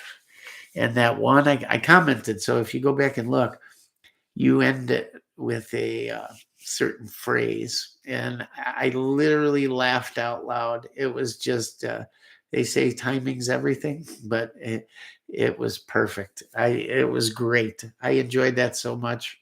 I think I'm going to take that little last piece and chunk it into something. Yeah, it was hilarious. Dixie Livin is here. Good evening, everyone. Hey, Rock Joe is back. Good to have the band back together. Picking up some slings and accessories this week. We had an episode on accessories, right? And when it comes down to it, I was like this for a long time. I'd get a rifle, and I'm like, got the rifle. All right, ammo. Start getting a bunch of ammo, maybe a couple mags, and throw a obligatory red dot on there or something. All set, man. I am all set. I got my rifle. Let's get something else and start working on that. And then one day you realize, hey, man, I got all this cool stuff. And they got optics, and I got some mags, and maybe I got I don't know, a special trigger, or a safety, or a grip, or change the fore end out and all this. But what happens when I need to walk somewhere with it? I don't have any slings. Well, it used to not be a problem because when you bought an AK, a Wasser, Chinese rifle, Bulgarian, Russian, it didn't matter. Surplus rifles in the day always came with extras. You could open a Wasser box, 15 years ago, even maybe 13 years ago, or a Yugo, or just about anything. And there'd be all this grab bag of extras. It was cool. It was an experience. You'd open that box and, man, there's your rifle. You got this cool AK. And, oh, what's this? Oh, look, man, they gave you 2 mags with it, steel surplus mags. And, wow, they gave you a sling from the right country even, a green web Romanian. I'm looking at my Wasser right here. A green web Romanian sling, which I love, by the way. Those are the softest slings. They're nylon. They hold up extremely well. They're very simple. They're long enough, which the Bulgarian slings are not. I love Bulgarian slings too. I just wish they were longer. I love the Wasser slings. Romanian slings. If I had to pick one surplus AK sling that worked better than all the rest of the surplus slings, and I could put them on anything, would be the Romanian. And then you can get the same sling, but for an RPK or the other rifle. Anyhow, machine gun. It's the same sling but a longer version of it, and those are nice too. Now you even got more room to play. But the base Romanian sling is the perfect length, super soft nylon, and it's comfortable. It doesn't cut in. It's nice and wide. It clips on like every other sling. Goes through the loop in the back, and then the D-ring in the front with the clip. I do run silencers, sling silencers that I make from paracord on them. So that gives you a couple inches extra too, or as long as you want to make them actually. But I run like anywhere from a 2 to a 4-inch string silencer, braided. But they're super strong. They don't seem to fade, discolor, get very dirty. Super soft. Some can be a little stiffer when you first get them, but there's others that are brand new and super soft. There's a few different color variations. I've got some that run from OD to a bright Kelly green, different shades, depending when and who made them for them. But that's a great sling. So anyways, used to get a washer, open the box. There'd be mags in there. There'd be the sling. There'd be a cleaning kit. Oh, what is this? Oh my God. Look what they gave me. A mag pouch, an oil bottle, cleaning rod, which now a lot of rifles didn't come with them. Maybe now they do. Some have went back to it. But I always thought, $2 cleaning rod, you can't put it in there, or $1 cleaning rod. But you got all this cool stuff. I mean, if you bought a washer back in the day, you were set. Maybe you had to buy 1 or 2 more mags to fill out the pouch, but you had extra mags.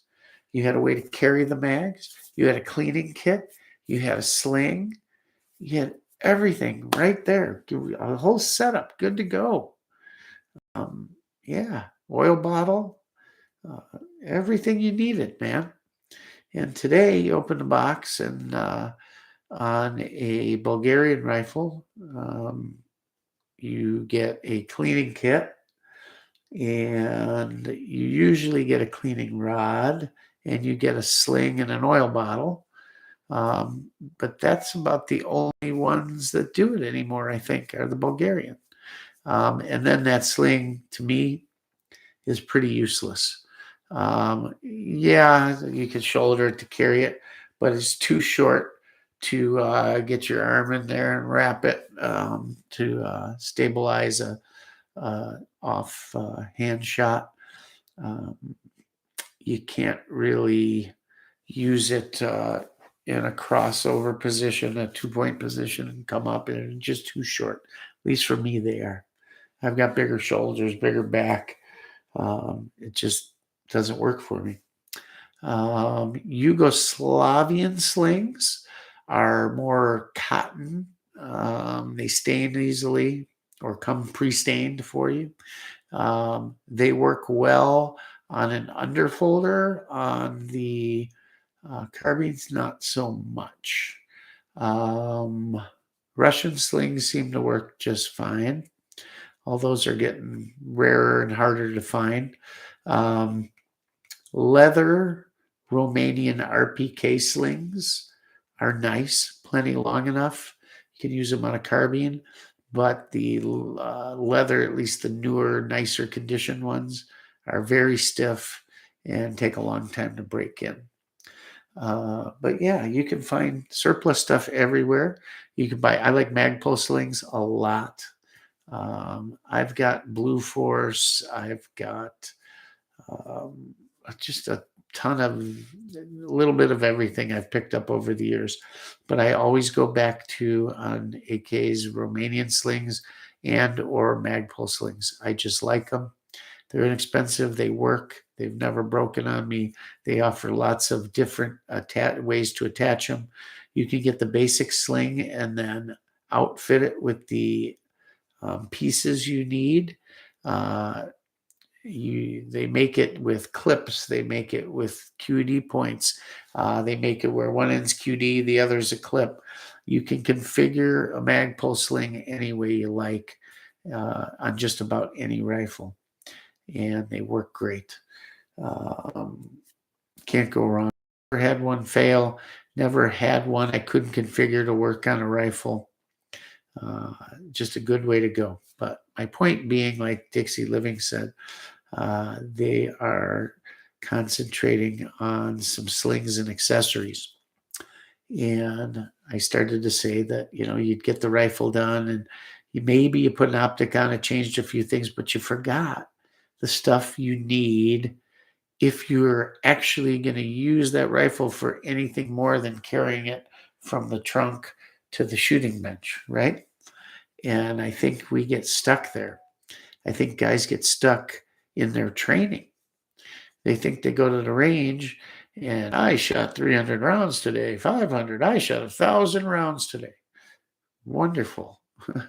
At the bench, at a paper target, from the same position over and over and over again. It's great sighting in a rifle, improving your form, your skills, the basics. But a lot of that ends there. What happens when you really got to use it? Can you shoot from a standing position offhand? Can you hit anything? Can you stabilize that rifle enough to hit a 12-inch target at 100 yards? How about 200 yards? How about 300 yards? I'll bet the majority of people I come across at the range, out at gun shops, maybe on here, I'll bet 80% of them can't hit a standing shot at 200 yards. I'll bet 50%. I'll bet more than 50% can't hit a standing shot at 100 yards. Can you hit the target moving? I'm not talking running. I'm talking a controlled pace, but moving. Can you put rounds downrange and hit a target? Can you put rounds downrange and keep their head down? Because what do they say? What's the universal knowledge? If you're not moving, you're what? You're dying, period. If you're going to be in a gunfight, I don't care what kind of gunfight. I don't care if it's pistols. I don't care if it's at 10 yards, 100 yards, 200 yards, 500 yards. If you're not moving, you will not win that gunfight. And most likely, you will end up dead. Doesn't matter if it's urban. Doesn't matter if it's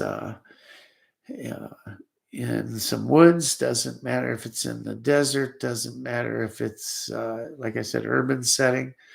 If you are not moving, you will die. You need to shoot and move. And you need to know how to do that. It's one thing to do it on your own. It's another to do it with a team. You'll never survive on your own by yourself. You won't. It'll be very short-lived. A few days, maybe. If you have to defend things, you won't make it through the day.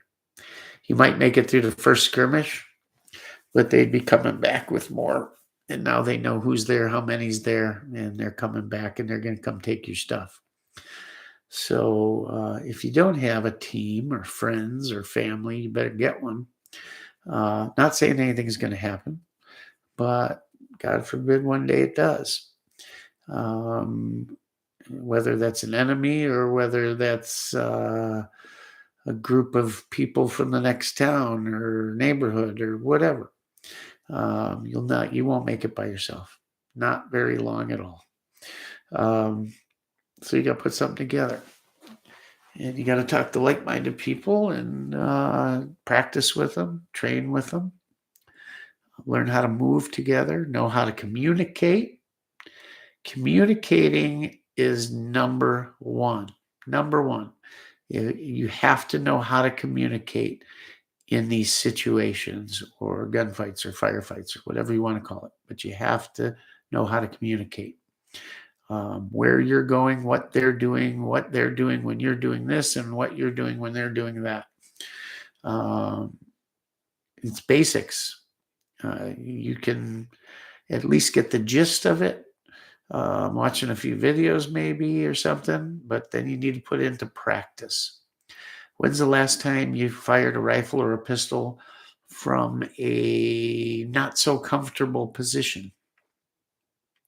When is the last time you went prone and fired your rifle? I'll tell you this, I don't practice shooting prone enough, nowhere near enough. I used to. And as I've grown older, of course, it's harder to get into those positions. Your knees hurt, your neck doesn't bend as far, all those things. Um, you make excuses. It's too muddy, it's too dirty, there's too many bugs. Trust me when I tell you, you don't care about any of that when you need to be doing that. You won't even think about it. You could have 100 fire ants crawling on you at the time, and then you wouldn't even notice them. You might immediately after or thereabouts, but you won't notice it then. I promise you. But you'll learn all about this new interesting sound effect. Yeah, that's always interesting. Practice different stuff, guys.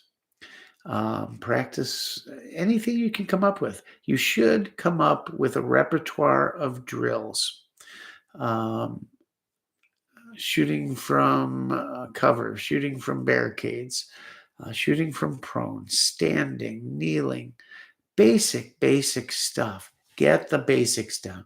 You don't have to be John Wick, but you better have a basic idea of how to do it and how things are going to happen, how you're going to react to, how the firearm's going to react when you do these things. Can you see your sights? Can you get on the optic right? Can you get under this barricade with it? It amazes me when people go to shoot somewhere different off a bench, especially at close ranges or close to when shooting close to objects, and they forget about the line of sight and where the muzzle is and the difference those few inches make. You might surprise yourself with a little rain to the face or something. And it's things the new person or someone that hasn't trained or practiced or worked for or with anyone that does these drills, you find out real quick things. You could hurt yourself, actually. So do some studying and thinking. Hey, how's this going to be if I'm shooting from this position or from this point or this part of cover? I'm using this as some type of firm rest or somewhere to get a nice perch. You got to think about the situation. What is the gun doing? Where is my barrel? Where am I ejecting? Where muzzle blast? All kinds of things. What's your team doing? What are your people, your friends, your family doing when this is happening? Where are they? It's not the movies, boys and girls.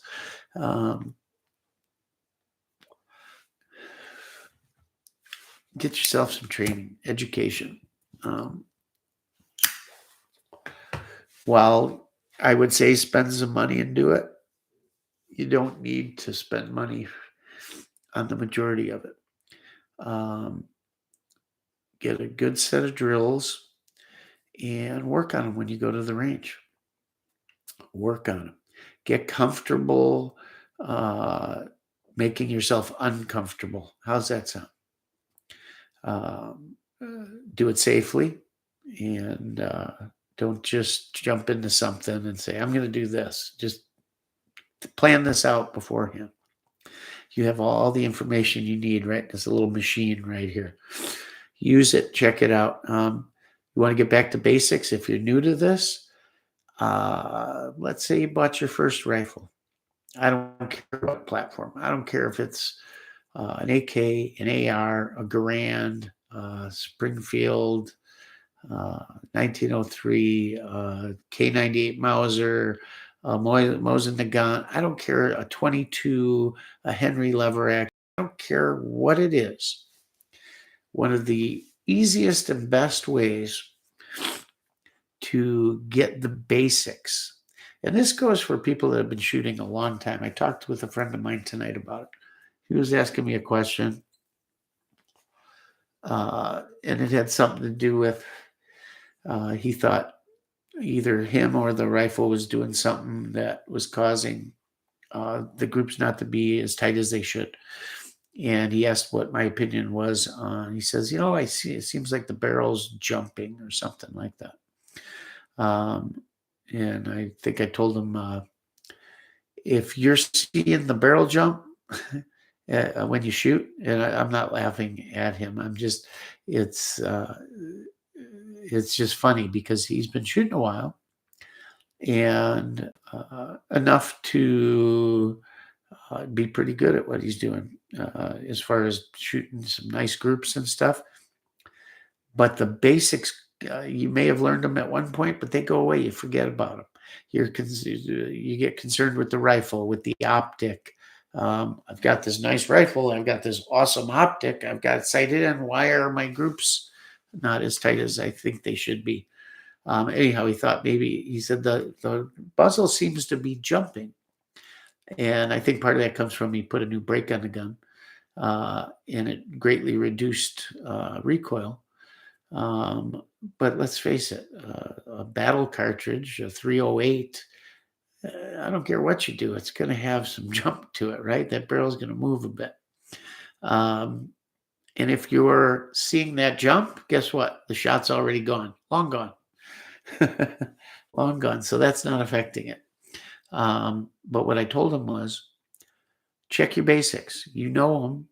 You want your face in the same position every time. You want to be on that stock the exact same position every time. Your eye relief needs to be the same. The way your sight picture, all those things, the basics, your breathing, your trigger squeeze, your view of the sight and or target. Go study that. What should your sight picture look like? And as you shoot or break the shot, what should your sight picture look like? What should blur out? What should be sharp? What should you be concentrating on? Should you be concentrating on the sight or the crosshair or the dot, or should you be concentrating on the target? Which one? Do you know? If you don't know, find out. And make sure you're doing it every time, because I guarantee you're not. I don't do it all the time. I have to slow myself down sometimes and make sure I'm doing that. The minute stuff starts going south, I catch myself speeding. And once you do it enough time after, it's repetition. It's repetition. It's muscle memory, like any other sport on this planet. Could be riding a motorcycle. It could be shooting a firearm. One and the same. It's repetition and muscle memory until you're doing it unconscious. And even then, it can change. You can fall away. You can fall back. All of a sudden, you're like, what the hell is going on? My kids, my lap times were this, Dad. Now I'm 4 seconds off. What's going on? I feel like I'm going faster than ever. Yeah, well, maybe you're going too fast, right? You forgot how to squeeze, where the balls of your feet should be on the foot pegs, where your shoulders should be, how your back should be, how you're holding your head. All of those things on a motorcycle. Now, take it over to a gun. Where's your face? Sight picture, breathing, breaking the shot, the squeeze, muscle, relaxing the muscles, input to the gun, all those things. And you say, yeah, I just want to go shoot my gun and do mag dumps and whatever. There's a time and place. We all like to have fun. But if you really want to shoot well and shoot under pressure, you'll know these things inside and out. They will be unconscious. And it's like I started off with preparing, right? Would you rather have the basics taken care of so you can concentrate on the other stuff while other people are running around to get those basics? You already got that covered. You're worrying about this, right? The extras, how to make life better, more comfortable. Same with shooting. Would you rather have those basics down, handled, so when that situation presents itself, that craziness, that chaos, that unknown, you can concentrate on that instead of this and sight and breathing and all that? Because I'll tell you one thing, your breathing won't be under control. But you got to make it. And you will if that's what you're practicing. And practice once you get it down. If you don't have it down now, guys, if you don't have it down, or you think you're missing some things, or maybe you never learned them, or maybe you did, but it's a distant memory and you're not sure, get some training, watch some videos, read some books. I started to tell you, no matter what platform you have, some of the best training you can get for the basics. And they're out there now. People have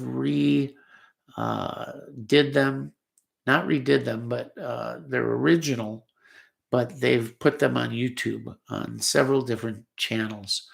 Army Basic Marksmanship Training. I like a lot of the World War II ones because there's a lot of them, and they're using the Grand most of the time. You'll learn how to use a sling. You'll learn how to support yourself and the firearm from a standing position, from a kneeling position, from a sitting position, and things have changed over the years. It's like pistol shooting. In my lifetime, we've went from one stance that was the latest and greatest, and this is how you got to do it, to that's no good anymore, use this one, to that's no good anymore, this new training generation and new this has brought back the old way of doing it that they didn't even know it was done that way before. What's old is new again kind of deal, and or hybrids of them. For the most part, things have gotten better, but you can't get away from the basics. You can't get away from them because they all start there. They all start there. And if you've equipped your rifle, whatever platform it is, with the latest and greatest heat-seeking moisture missile, sighting infrared, night vision, multi-phase scope, / prism / red dot with a canted vortex off the side, take it all off, temporarily shit can it, and learn how to shoot irons. All right? Because you will learn a lot. At one point, you'll probably need to shoot irons somewhere, somehow, some way, or you better know how. If that optic takes a dump, or it gets taken out by a projectile, or shrapnel that a projectile threw up into your face, or the lens, or the battery dies, or the latest and greatest be all end all got 2 grains of dust in it and took a shit. Whatever the case may be, or it's raining out and you didn't realize that, wow, I can't see anything through this thing when it's raining, or even misting for that matter.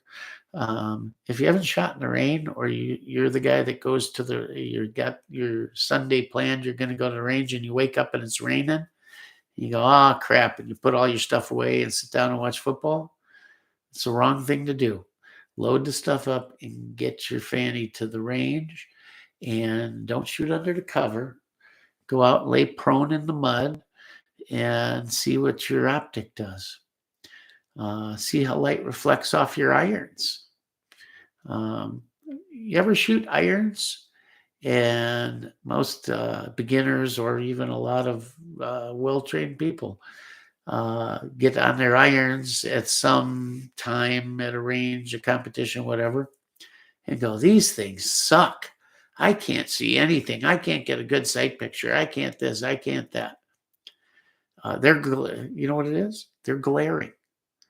Wherever you're at, whatever you're doing that time of day, the angle of the sun, it's behind you, it's in front of you, whatever the case may be, it's glaring off those sights.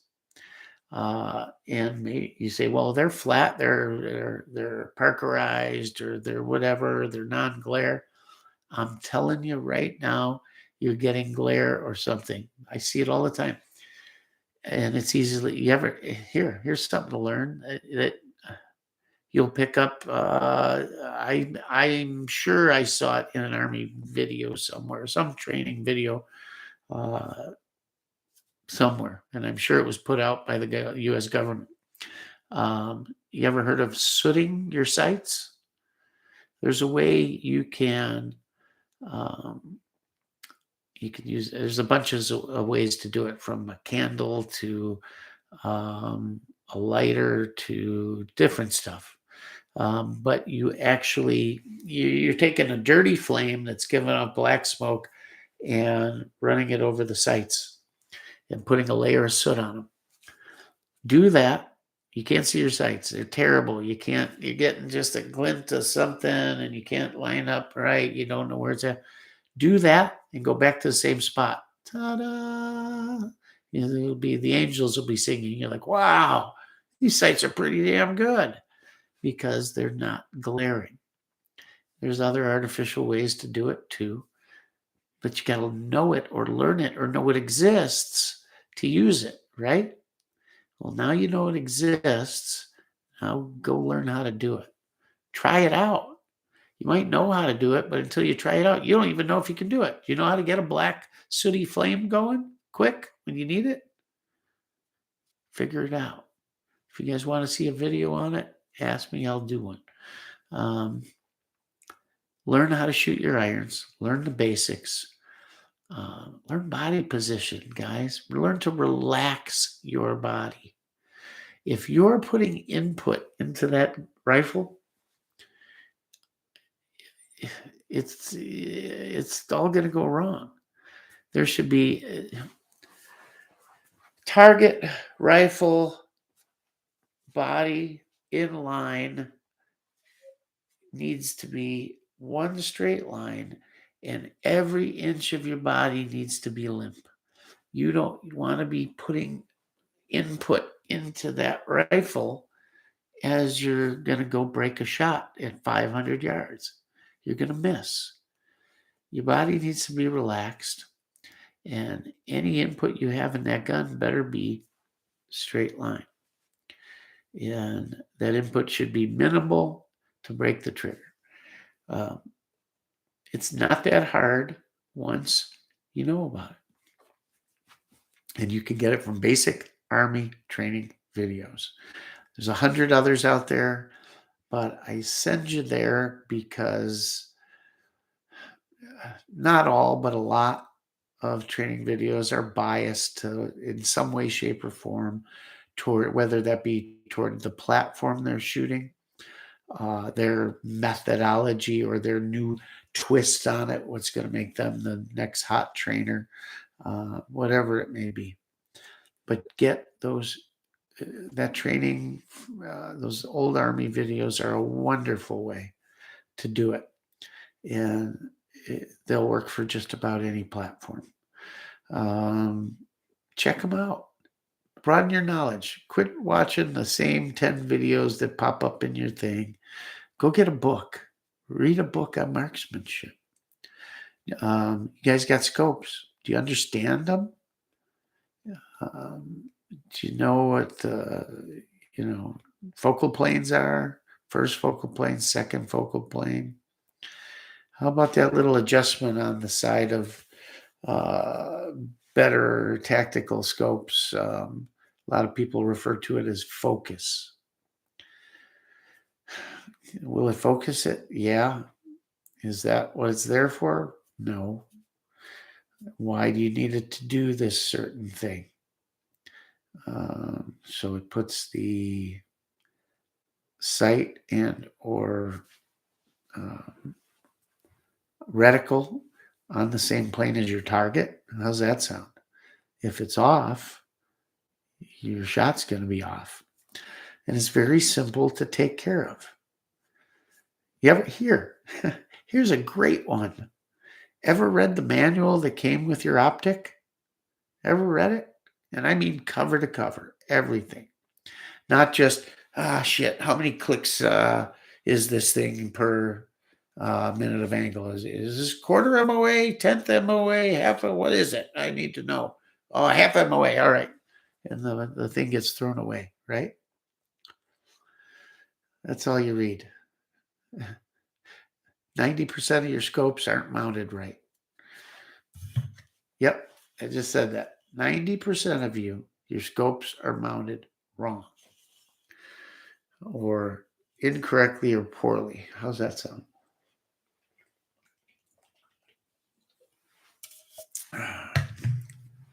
Half of you have the wrong mounts. Half of them aren't torqued to the proper specs, not tightened evenly, not in line with the bore, are going to come loose after 3 shots, 100 shots, whatever. Some are mounted at the wrong height, for sure. There's a ton of that. And on and on and on. You don't understand your reticles. You don't know the difference between an MOA and mil. So much. And it's all out there. We just don't prioritize it because it's all about the cool new gun. Look at this. Bang, bang, bang, bang, bang, bang, bang, bang, bang. Hey, can we bump fire this thing? Will it bump fire? Can you bump fire that thing? Let's see. At some point, you need to slow down and get good with what you got. Get good with what you got. Doesn't matter what you got. Get good with what you got. Learn the basics and know what you're doing. A lot of guys don't even know if the platform they got is something they like. Can it do what you're going to ask it to do? Is it good for this situation? Is my optic good for that situation? Is my optic matched to the gun? Its performance capabilities? Sometimes no. I see the craziest stuff. Crazy. If you set the rifle here and you looked at it and you took it, okay, barrel length, twist, stock, the ammo they're shooting maybe, the distances they want to shoot or perceive they can shoot. And then you put the optic over here separate. You look at the optic, okay, that works for this situation. It wouldn't work too good in this one. It's not going to work for that. And then you put them together and go, here's what we're going to do. What? How's that going to work? Things need to be matched. I guess it all comes back to knowledge. It comes back to knowledge. And some of us leap before we think or leap before we learn. You need to learn it. And the information's there. You might not get it at your local FFL. You might be embarrassed to ask questions. You might have been doing this long enough to where you're really embarrassed because you're like, oh man, I can't ask that because I should know that. I think they'd think I should know that already. And I'd look stupid or whatever the case may be. But you look even dumber when you're dead. because you always end up looking dumb when you're dead. You end up smelling bad, looking funny, all kinds of stuff. It's not a good thing. Nope. No one's going to fix you up either. They're not going to take your hair and make you push your face back like that. Get them some clean pants. Yeah. It's better to learn now. It's better to look stupid now.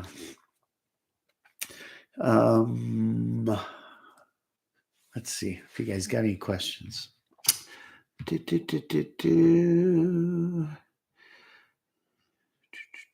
So yeah, Dixie, this started off your question. You're picking up some slings and accessories this week. That's a good thing because they get forgotten about in the excitement of the new firearm, the new platform, your unicorn you've been waiting for, you've been saving for. You got it. And maybe, okay, I know I'm going to put a red dot on this thing. It's going to be awesome. And I got 4 extra mags I ordered. And they had this safety on sale. All right, you got that. You forget how you're going to carry it, how you're going to carry the ammo for it, what you're going to load the ammo into. The little things that actually count more than being able to move it from your trunk to the bench. If that's what you plan to do, if that's all you ever plan to do is trunk to bench, well, then I guess you're good. But at some point, the situation may occur where you need to do a little more than that. And if you're going to own a firearm, I say you should be ready to use it as intended, right? Marlin 795, and he used it for everything. Yeah. That was cool. You could see he loved that gun. He loved what you did for him, man. That was awesome. I really remember that video. TAL is in the house. That's what we got to say. TAL. Yeah. I got to think of a nickname for her. Maybe TAL. I don't know. We'll see. Better a good hit from a 22 than a good miss with something bigger. Yep. I guess depends on if you're doing the hitting or the missing or you're being hit, I guess. I don't know. Yeah, I did enjoy them. Thanks, Joe. Yeah, you got a lot of trolls on that video for sure. Not yet found Rabbit's channel. I got to get over to Rabbit's channel and check it out. I got over there. I watched a little bit of one, and then I haven't been able to get back over there. Potassium iodate is a good short-term option. Apple juice daily gives same benefits, I've heard.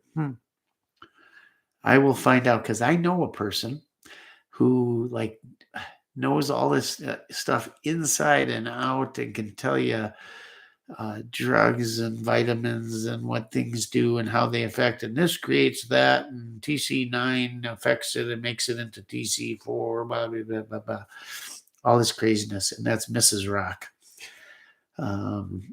I swear, and in a lot of cases, I'm positive she knows more than some doctors do on the subject she's well versed in her medical field and training. Never ceases to amaze me. She's a good person to have on your side, let me tell you.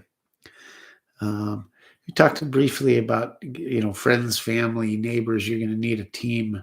You can't make this thing on your own. Lone wolves don't make it too far. When you're thinking about who, and it's hard, I get it, guys.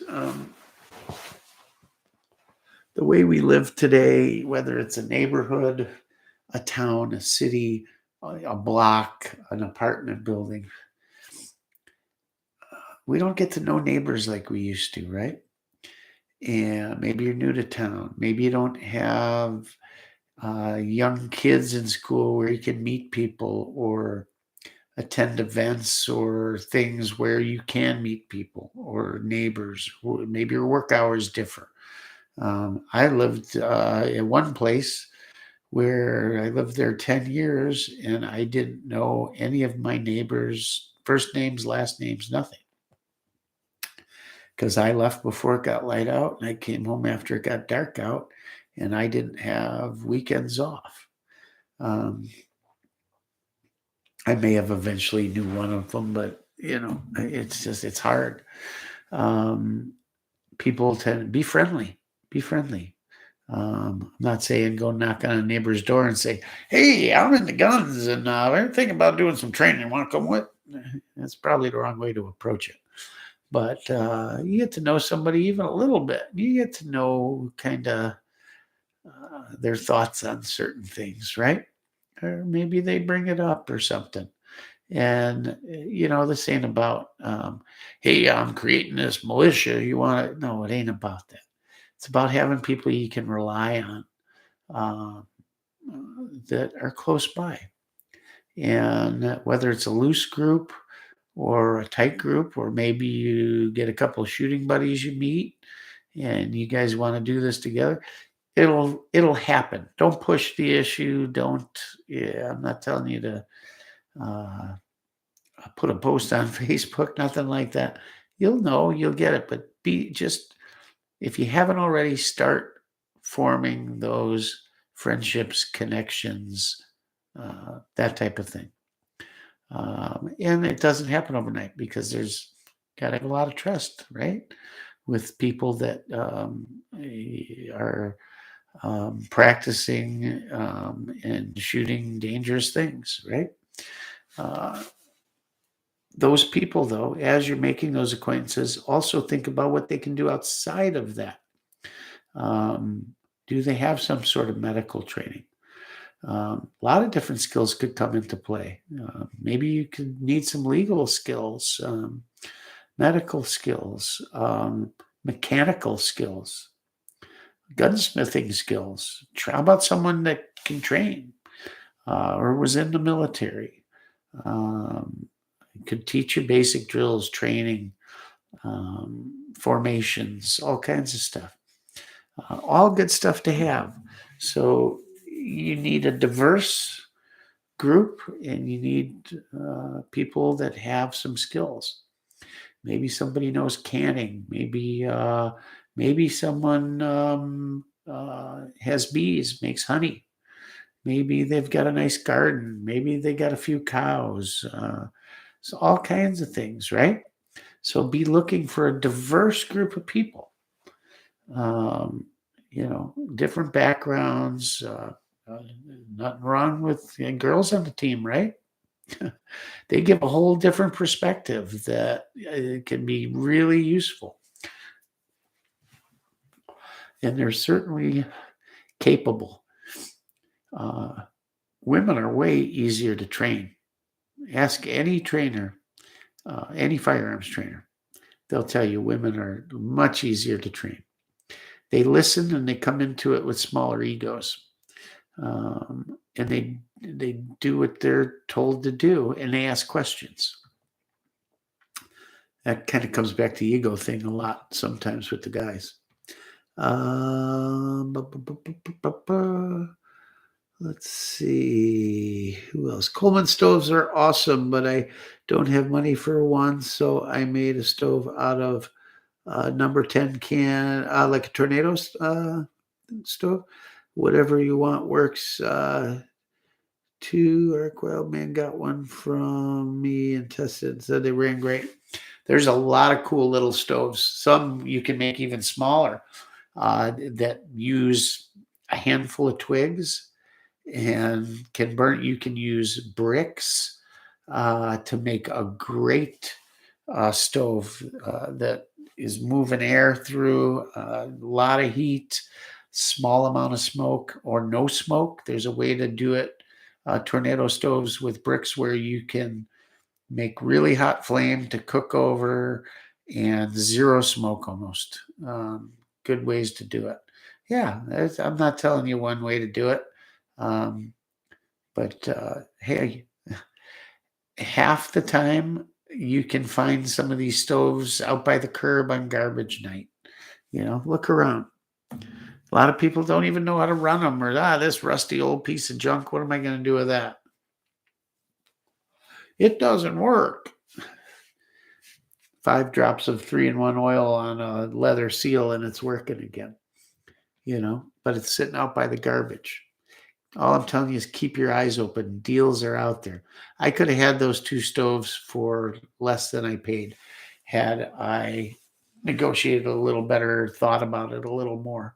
I'll bet I could have got both of them. I got them both for 40. I could have got them for, I'll bet 25 or 30. 30, I bet I could have got them for. So give one to a buddy or split them, $15 a piece. Boom.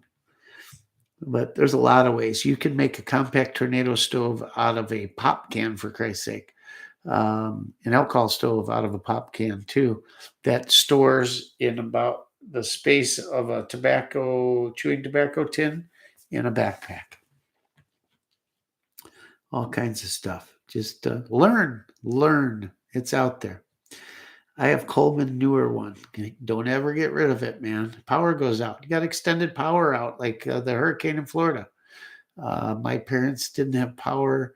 The house was without power for about 10 days, I believe. How do you cook? Restaurants are closed. You need to heat something up. You need to boil some water. Oh, the old Coleman stove in the garage with a 30-year-old, probably 2-3-year-old fuel in most cases. It'll light right up. How about getting it off the shelf once a year, once every 2 years, trying it out, make sure it works. Got generators? When's the last time you started your generator? There's a thing called exercising your generator. So I deal with generators a lot in the RV industry. And my personal ones. I have one in my motorhome. I have some spare generators. I had one for a race trailer. I have a bigger one that I can run most of the house on. And I've got a portable work site one. And if you're not exercising your generator, you're asking for trouble or a lot of expense. Number one, everyone thinks, well, it's just the gas, right? Gas is going to go bad or gum up the carb. No, that electrical or electronic field that the generator has needs to be, I don't know what the right term is, bumped up or kept strong or in place or whatever. But you do that through exercising it. So if you have a generator in the garage, yeah, it's a great thing to run it to keep fresh fuel in that bowl so it doesn't gum up, or remember to drain the bowl after. If you're the person that forgets quite often to do it, you may want to drain the carburetor at a minimum. But way where you don't even have to change out the gas or empty the bowl or anything is to do what the manufacturers suggest, and that's exercise them once every 30 days. And it's real simple. Go out, start your generator, let it warm up a little bit, and then plug something into it that puts a load on it, a pretty good load. Hair dryers are great. It's 1,500 watt load. Perfect. Plug a hair dryer in and turn it on. Let it run for 5-10 minutes. They say you should exercise them for half an hour every 30 days. Yeah, that's optimal, but 5 minutes is better than nothing. While you're, I don't know, finishing weed whacking or something, fire up that generator, put a hair dryer on, lay it on the ground there, let it run for half an hour. Shut it down. Keeps the field in your generator going. So it actually if you lose the field, it will not generate power. It needs this, again, training, right? So I've read about it a ton when I got into this with my new motorhome. And I could explain it all to you then, but I haven't had to explain it to anyone in a long time, so I lose it. But essentially, the coils in your generator need to have this charge in them. If they lose that charge, it will fail to make electricity when it's running and whatnot. And then you need to induce a charge to the field and things like that. It can be done, but it's just a pain in the ass. Why not start it every 30 days? Let it run for 10, 15 minutes, shut it down, and next month, same thing. Your generator will always work and be ready to go when you need it. Simple as that. But you got to put a load on it in order to do that. Just another little nugget there. Militants in here. Good to see somebody new. I don't know if I've seen you in here before, but good to have you. We're not talking so much guns tonight, little preparedness, some things, for those of you that just stopped in, maybe. We're talking a little bit about maybe being prepared, and whether that's accessories for a firearm or a generator or some other supply that you may need in a whatever situation is, a natural a catastrophe, a flood, power outage, tornado, hurricane, terrorism, war, whatever the case may be.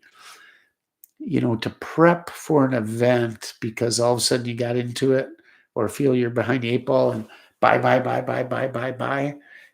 is a bad way to do it. And frankly, most people can't afford to do it that way. So a little bit here, a little bit there. Always be looking for things you can use and what you can use them for in your regular daily events or shopping. You're at Home Depot, you're at Harbor Freight, you're at a thrift store. Thrift store is a great place to get stuff. You're at a surplus store. Here's another thing you should always have. Minimum, I'm talking minimum stuff, guys. Power goes out. It's cold. It's winter. Can't heat the house as well as you normally would, or you can't heat it at all, or you're relegated to a lifeboat like a car or an RV. I got plenty of comforters. Don't worry. I got my grandma knitted me this blanket. Go to surplus store, go to thrift store, and buy nothing but wool blankets. Get 1 or 2 wool blankets for each member of your family, and keep them somewhere safe, ready to go, where they will be used, whether you're bugging in or bugging out. Wool blankets, not only are they extremely warm, they will keep you warm when wet.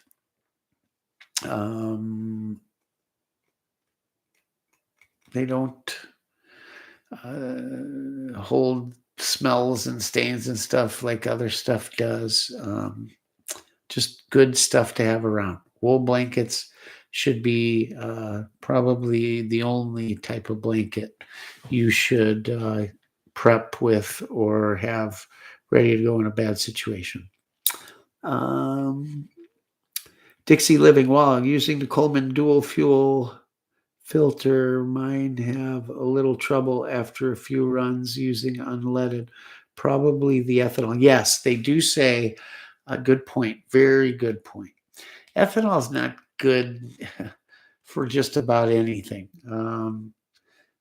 Most power sports manufacturers, motorcycles, boats for sure, don't use ethanol fuel in boats. First of all, it can swell some types of seals and O-rings or destroy them completely. But when you use it in a boat, ethanol absorbs water, okay? Where 100% gasoline will not do it. So let's say you store a boat with a half tank of fuel.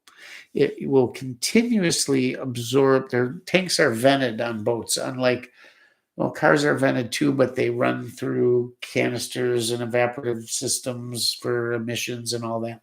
Not so much on boats. Yeah, they're getting caught up sort of in that area. But for the most part, most boat fuel tanks are vented directly to the atmosphere. So the atmosphere can flow through there, right? And if that atmosphere has a high level of humidity, that ethanol attracts that moisture and it builds up in there. So you store a boat. The worst way to store a boat is with a half tank or anything less than a full tank, because it will continue to absorb moisture until it fills that tank up. I had a boat stored for an extremely long period of time once, and it ran perfectly when I stored it. And when I got it out, I threw it in the water, and this was a big boat. There was no little feet. I say throw it in the water, but it was brought to the water. It fired up and it died, and it would not restart. And I'm looking, it's got plenty of fuel. As a matter of fact, I looked at it and went, huh, that's weird. It's got a full tank. I don't remember. Huh. Yeah, it was full because it absorbed half a tank of water. Not leaked into, absorbed out of the atmosphere, a half tank of water. And it actually floats completely separate. You can see the line. It's plain as day. You can actually, if it's not all mixed up or wait till it separates, you can suck the water separately out. And actually, I've seen them run not too shabby off the fuel that was left in there then after the water was removed. Is it best case scenario? No, but you could. Anyhow, ethanol is not good. If you have to search it out, it's out here in the country, up here, up north, where I told you we have kind of a tourist town, basically, is what we are. And so there's lots of boats and snowmobiles and power sports, and just about all the fuel stations have pure gas. Wisconsin is famous for its quick trips, and maybe all of them do, but at least up here we have 100% gas, and it is all I use, period. It's extra, yep. In the car, I don't worry about it, but in everything else, I run pure gas. It can screw up some seals and O-rings and stuff in certain engines. It attracts that water. It gums up much worse. Yeah, you don't want to use it. But like you said, how did you put it? Wow, using Coleman dual fuel filter. Mine have a little trouble after a few runs using unleaded. What kind of trouble? Is it like an uneven flame? Is it hard to start, or just won't burn at all after a while? If you ever take a lantern apart or to the stove, the needle valve in there, on the stoves, they're this long, and the tip of it is finer than a sewing needle or maybe even a hypodermic needle. I think even cleaning them or polishing them will make them leak. They're that fine. So yeah, the smallest thing can plug them up. So Dixie, you know what I'm talking about with that filter. They make them plastic. The older ones were aluminum, and then there's that like cartridge disc thing in the bottom with the material and everything that separates it out. You can solve that real easy. Just go into pure gas, number one, and maybe filter it, maybe double filter it through that thing. Maybe get two of them and run it. I think that might solve your problem. Let's see. Mine runs off you have butane stove. Okay. Probably like a lightweight backpacking stove, right? A lot of those are butane. They run off the little canisters. They're about that high. Like, I guess they might make a couple different sizes. Those are great little stoves. They're super light. They pack up tiny. They're easily carried in a backpack, but you're relegated to one fuel and one type of canister only. And while they're available at sporting goods stores and stuff like that, I may be wrong, but I don't believe you can run down to your local gas station and get those. Now, do they make adapters for others or refillable ones that you could refill off like the butane for a lighter or something? Maybe. I'm not that well versed. I have a family member who's big into backpacking that could tell me for sure. But they are neat. They're great. They're awesome. Super light, easy to carry, have many good points. But in a really bad situation, I want something that gives me choices. Now, yeah, that's one choice. I would add a different kind of stove to that. Now you have just about every source covered, right? And then there's always a campfire and a cast iron Dutch oven, right? You can make a whole meal in there, man. From baking your biscuits to some stew, and there's not much a Dutch oven can't do with a bunch of hot ashes, right? A bed of coals in a Dutch oven, and you're in for one of the best meals you've ever had in your life. Dutch ovens are awesome. Cast iron, skillets, pots, all of that. Again, easy to find at garage sales, thrift stores. Um, Lodge cast iron getting more popular has probably made a lot of it more expensive or harder to find, but still out there. And a well used, even if the seasoning is gone from it, you can reseason them and they get better and better and better and better with more use. So a used cast iron skillet is better than a new one, always. Always, always. You may have to reseason it, maybe you don't, but it can be done, not too hard. And a well worn one, the smoother they get, the more seasoned they get, things just don't stick. Where a brand new one, yeah, it stick like crazy, drive you nuts. Uh, Ethanol is alcohol, so I would think it would burn okay, but maybe the other additives would screw with it. Um, I think the mine and my question on the alcohol was this is pure alcohol, number one. So you just can't see the flame until you turn the light off. And I think it running poorly was partial fuel, but partial that stove too. I think it needs some cleaning, but I'm just wondering if, they label it fuel. Okay. Is it for a different type of stove or,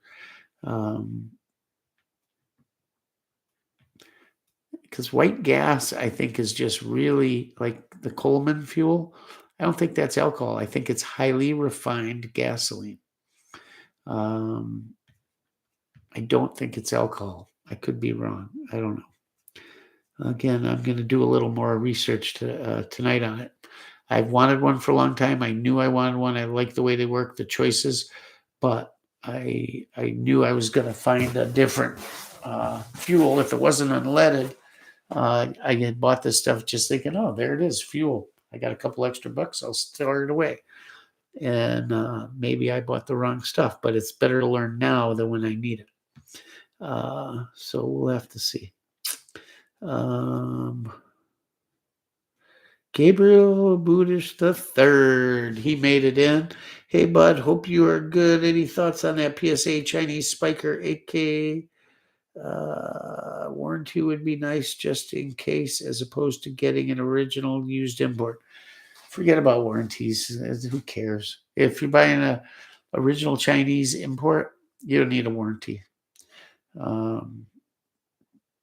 I'd take the original Chinese over that any day of the week because they're excellent rifles.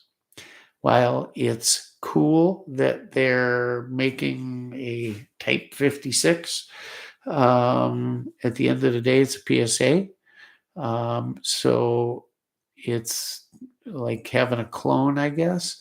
Not saying it's bad. They've proved themselves. The PSAs are great rifles. So I guess it's, do you want to get a PSA that looks like a Chinese and runs pretty well and has a warranty? Or do you want to pay up for the real deal because you want the real deal? If that's what you want, great. If you just want the look of it and the PSA works for you, get the PSA. The Chinese rifles aren't cheap. I don't care.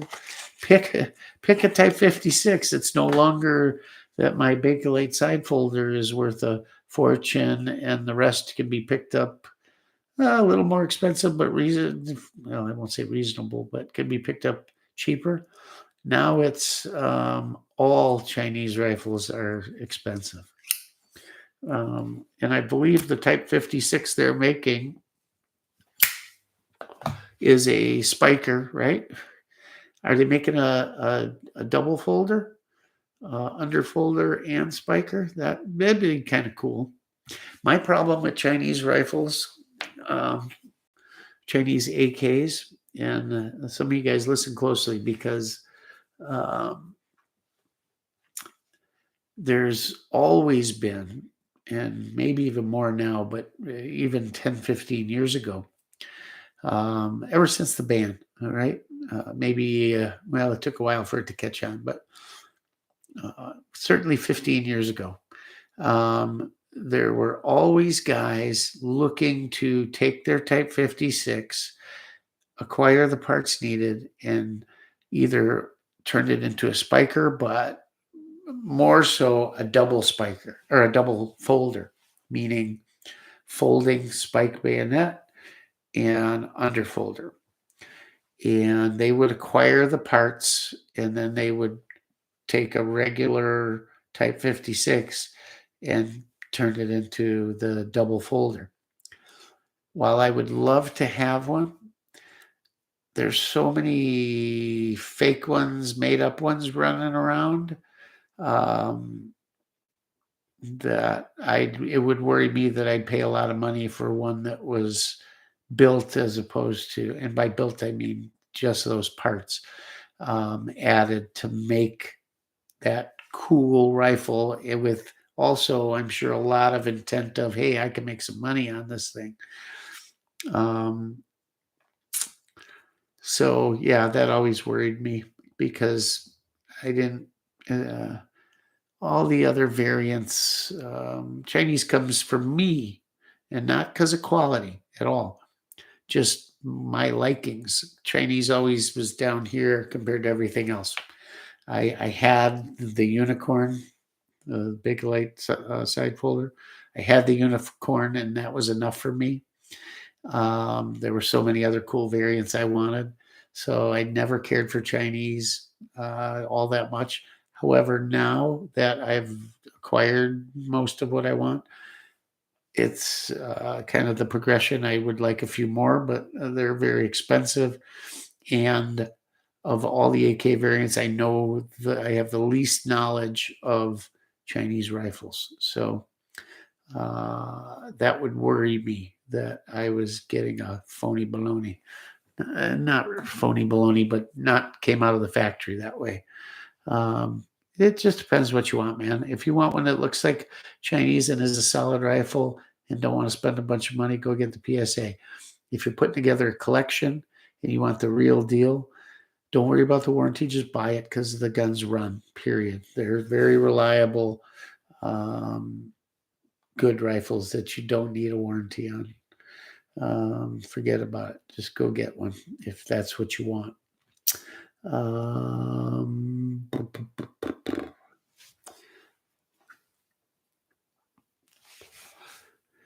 Get plenty of the net wicks for the lanterns.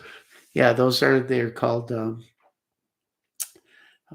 glass is called a globe, and those are called the, God, I just said it 8 million times, and now I can't, mantles. The mantles, M-A-N-T-L-E, mantle. They come in 2 packs. They're little fabric mantles. Yeah, get yourself a bunch of them. If you got 3 lanterns, get yourself 15 sets of mantles. Just keep them. You know what? When you have a bunch on hand, you'll never break one for 3, 4, 5 years. If you have none on hand, you'll bump it and shatter the mantles the first 10 minutes. So go get a bunch. They're dirt cheap just to have them on hand.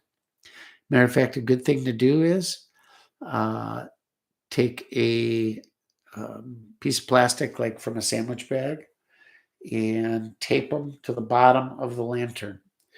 Keep them in the package, put them on the flat on the bottom, put the piece of plastic or one half of a sandwich bag over it, and tape it to the bottom.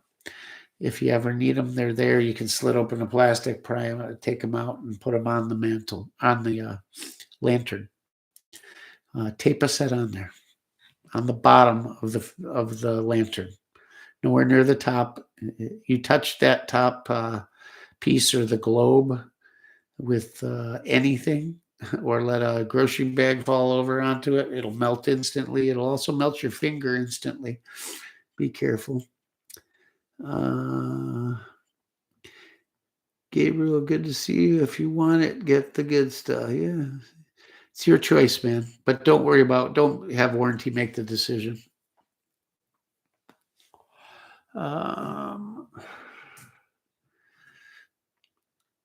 Somebody else saying those little rocket cans or stoves are awesome. Tex Bullington, I used to carry an old Coleman lantern out gigging flounder. I love the way they smell. Me too. We used to use them out gigging frogs. We used to go gigging frogs, big bullfrogs, man. And you'd get one. We'd go to the, I'm going to date myself now. It used to be I'll call it a 5 and dime or a, what else would you call it? 5 and dime or a variety store, I guess, called Ben Franklin. If you had a Ben Franklin in your town, you lived in a quiet little hick town, farm town. But Ben Franklin, and we'd go in their fishing section there. I'll laugh if someone can tell me what brand of fishing gear did they carry? What was their house brand? It'd be labeled everything from sinkers to line to fishing rods and reels. They had one brand that they always had. Anyhow, they sold the tridents, the frog spears. You get the small ones or the bigger ones. And we'd get those and go get a broomstick out of the shed and put it on there and put a screw through it and get the Coleman lantern fired up and go gig some big old bullfrogs. And you'd get a bullfrog and you'd hold it by the legs and stretch them out and cut the legs off, toss the rest in the pond, and throw the legs in a hefty bag.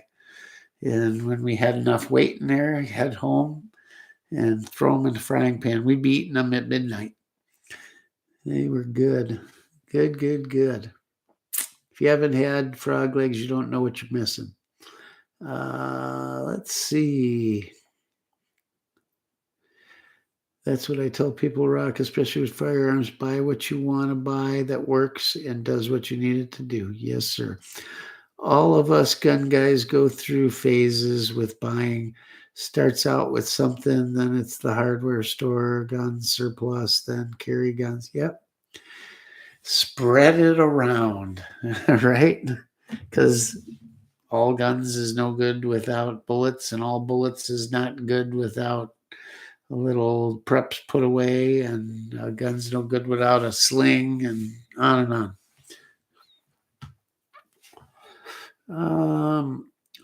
True American retracted a message. That means she said something she regrets. Rock didn't see it yet. I'll pull it out. I don't care for Ruger or company policy. The guns run fantastic, but the Marlin for under 200 years with the case has eaten 70 years old green ammo. Yep. Yeah, no, I know what you mean with well, it's changed since Bill Ruger, the old man, died. Seems to be quite a bit different. I have Butler Creek mags for my 1022. They run flawless. Awesome. I've sometimes heard differently, but I do know that those BX ones always run flawlessly. So it's good to hear that yours run well. Yeah, I assume they're the clear ones. I think they only make clear, don't they? And I don't think Ruger makes any clear ones. Maybe they do. I always thought they were kind of cool. but I've got the black BXs. They run flawless, and I've had issues with a couple of Ruger BX. Wow, so he's got the opposite that I do. But good to hear that. Thanks, Ross. Always good to hear, good and bad on everything. My 1022s have taken plenty of squirrels, rabbits, turtles, and countless tin cans in my lifetime. Iron sights only. Yeah, you know what? And I guess I could get one, but my dad's was the first 1022 I ever shot, and his is old enough to still have the metal trigger guard and group. And I wish mine did, but it doesn't, unfortunately. I have a thing for 22 revolvers. You think? I know you do, Joe. You always said that. That 9-shot is awesome, though. I mean, not too many years ago, you know, it for automatics, even, The 702 Plinkster takes same mags the Rossi 22 does. Okay. Did not know that. See, that's awesome. I'd love to see your 22 collection. You know what? I will do a video on it because there's a couple that I have not, well, I haven't done a video on any of them except my son's. I think I showed in that video about my son's guns. But I'll bring those. The Ruger. I have my father-in-law's 22 that was given to him by his father, that was given to him by his grandfather, that was given to him by his great-grandfather, that was given to him by his uncle. So I don't know how far down. It's like 5 generations or four at a minimum. And it's an old single shot drop block. Youth 22 takedown model. And my father-in-law gave it to me, and it didn't work. The main screw in it that held the block was threaded in, so the pin went through the one side of the receiver, through the block, and into the other side of the receiver, and was threaded in. However, the screw was cracked in the middle, and it was held in place from the one side with a piece of duct tape. A very old piece of duct tape, I might add. So old that the tape had basically disintegrated, but the yellow powdered fibers were permanently affixed to the receiver, and it was all I could do to get it off with multiple chemicals without ruining the patina on the receiver. I wondered why this tape was on there, and when I started tearing it down because it didn't work, I found the cracked screw. And I thought, great. So the threads must be screwed, because then the other part turned about a quarter turn and fell out. What else was screwed on it? Firing pin was very worn, so much so that its protrusion was in question. And there was a spring missing on, I can't remember, but I replaced the mainspring at the same time. I found all new old stock parts for it, all new old stock, and put it all back together. The cool thing is that the takedown screw, most were made with just a stud screw. This had a stud with a D-ring, which most got lost at some point and or were not manufactured with it. But this one is old enough and has its original one. All the springs now are new, and it fires first time every time. I thought for sure you were going to have to cock it, boom, cock it, boom, cock it, third time's charm. Nope. hammer falls, and that round goes off every single time. It's extremely accurate. They came with blade front sights that were made high and intended to be filed down to where they were accurate at whatever range you were shooting from. And, or I think a lot of them got worn down by children dragging them around with that sight down, scraping along, wearing it down. But both most front sight blades on these old single shots, and I believe it's a Savage, if I remember right, or Stevens.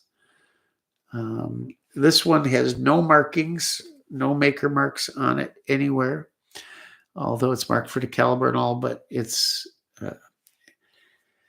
he gave me 322s at the same time, and this one I rebuilt two of them. One, I believe it's a Stevens, this one.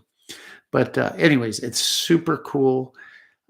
It's a youth rifle, yet long enough for an adult. It's right next to my gallery gun, and the stock's just as long.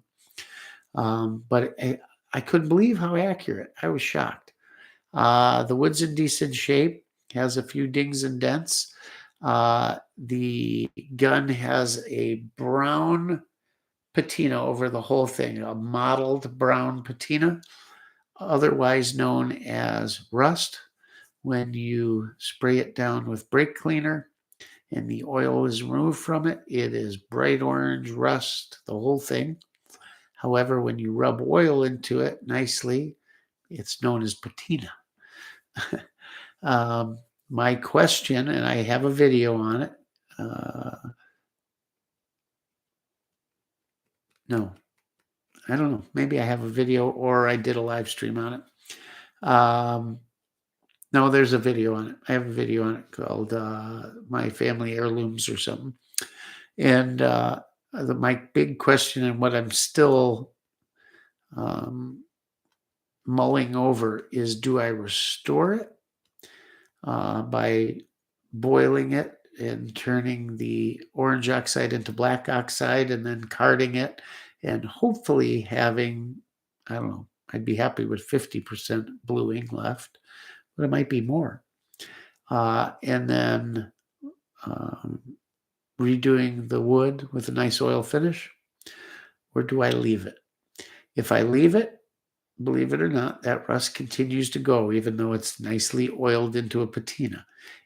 One day, the rifle will be nothing more than a pile of dust. It may take it 10 years, 50 years, 100 years, but eventually it will turn into a piece of dust. Do I restore it, or do I leave the patina? It's hard because it's such an old heirloom and been through so many generations that some of that is certainly character. However, if I boil it, I believe the wearing of the bluing will tell a tale. And of course, if I leave the wood, that'll tell a tale. And boiling it conserves it so that rust is stopped and it will not continue to degrade. I never quite put it that way. It was kind of an all or nothing deal where I conserved it all the way, the wood too, because it's my OCD. Says it has to be perfect.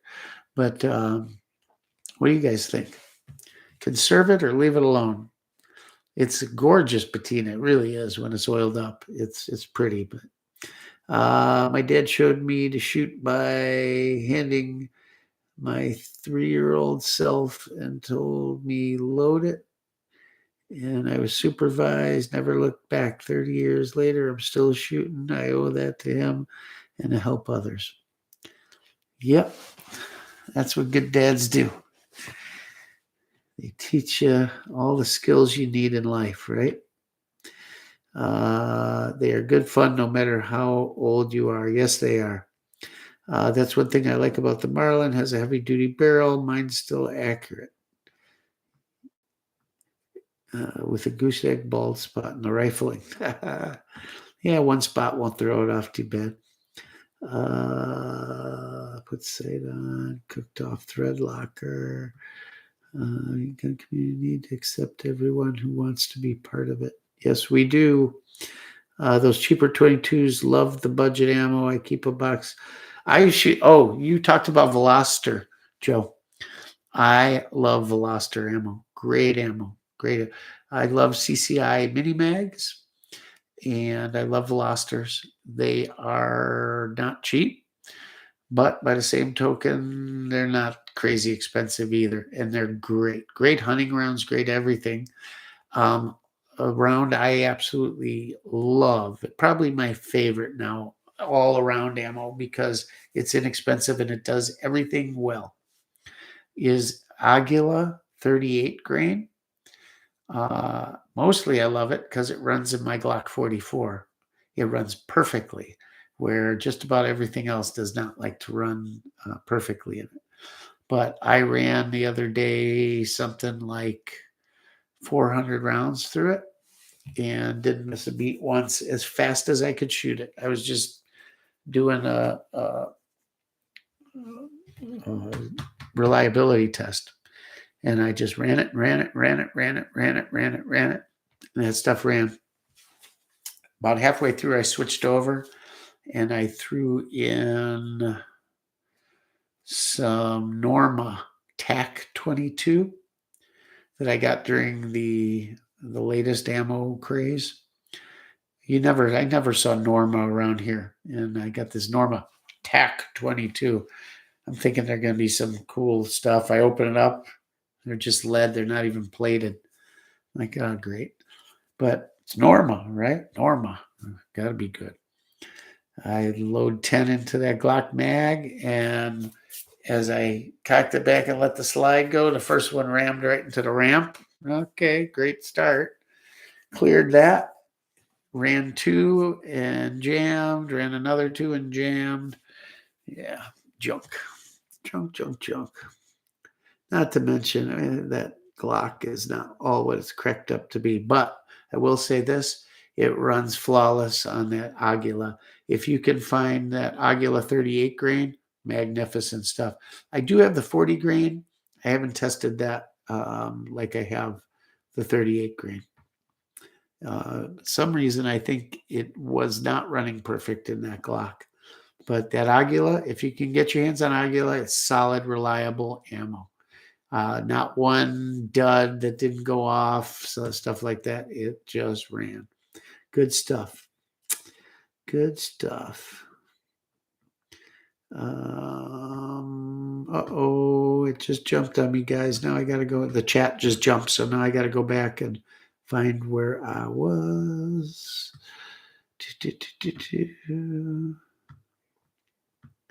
Sorry for the break here. We've been on a long time already. I just want to get through these. Man, I'm going to have a lot still. I'm going to jump through a lot of this.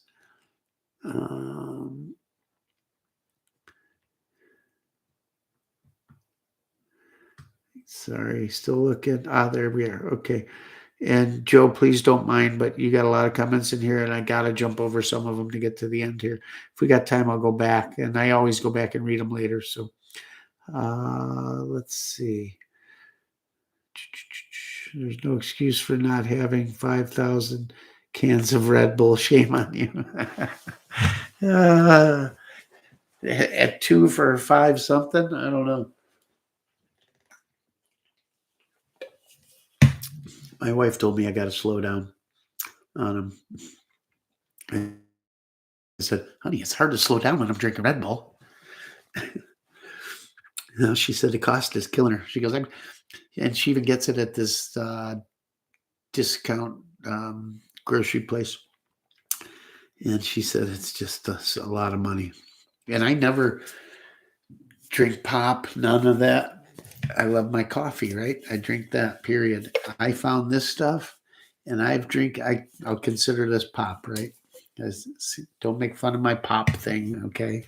I no longer live there, but I grew up saying pop. Up north here now, we say soda. But if you grew up in Chicago, you say pop. But yeah, I consider this pop, and I never drank a lot of pop. Matter of fact, I purposefully stayed away from it.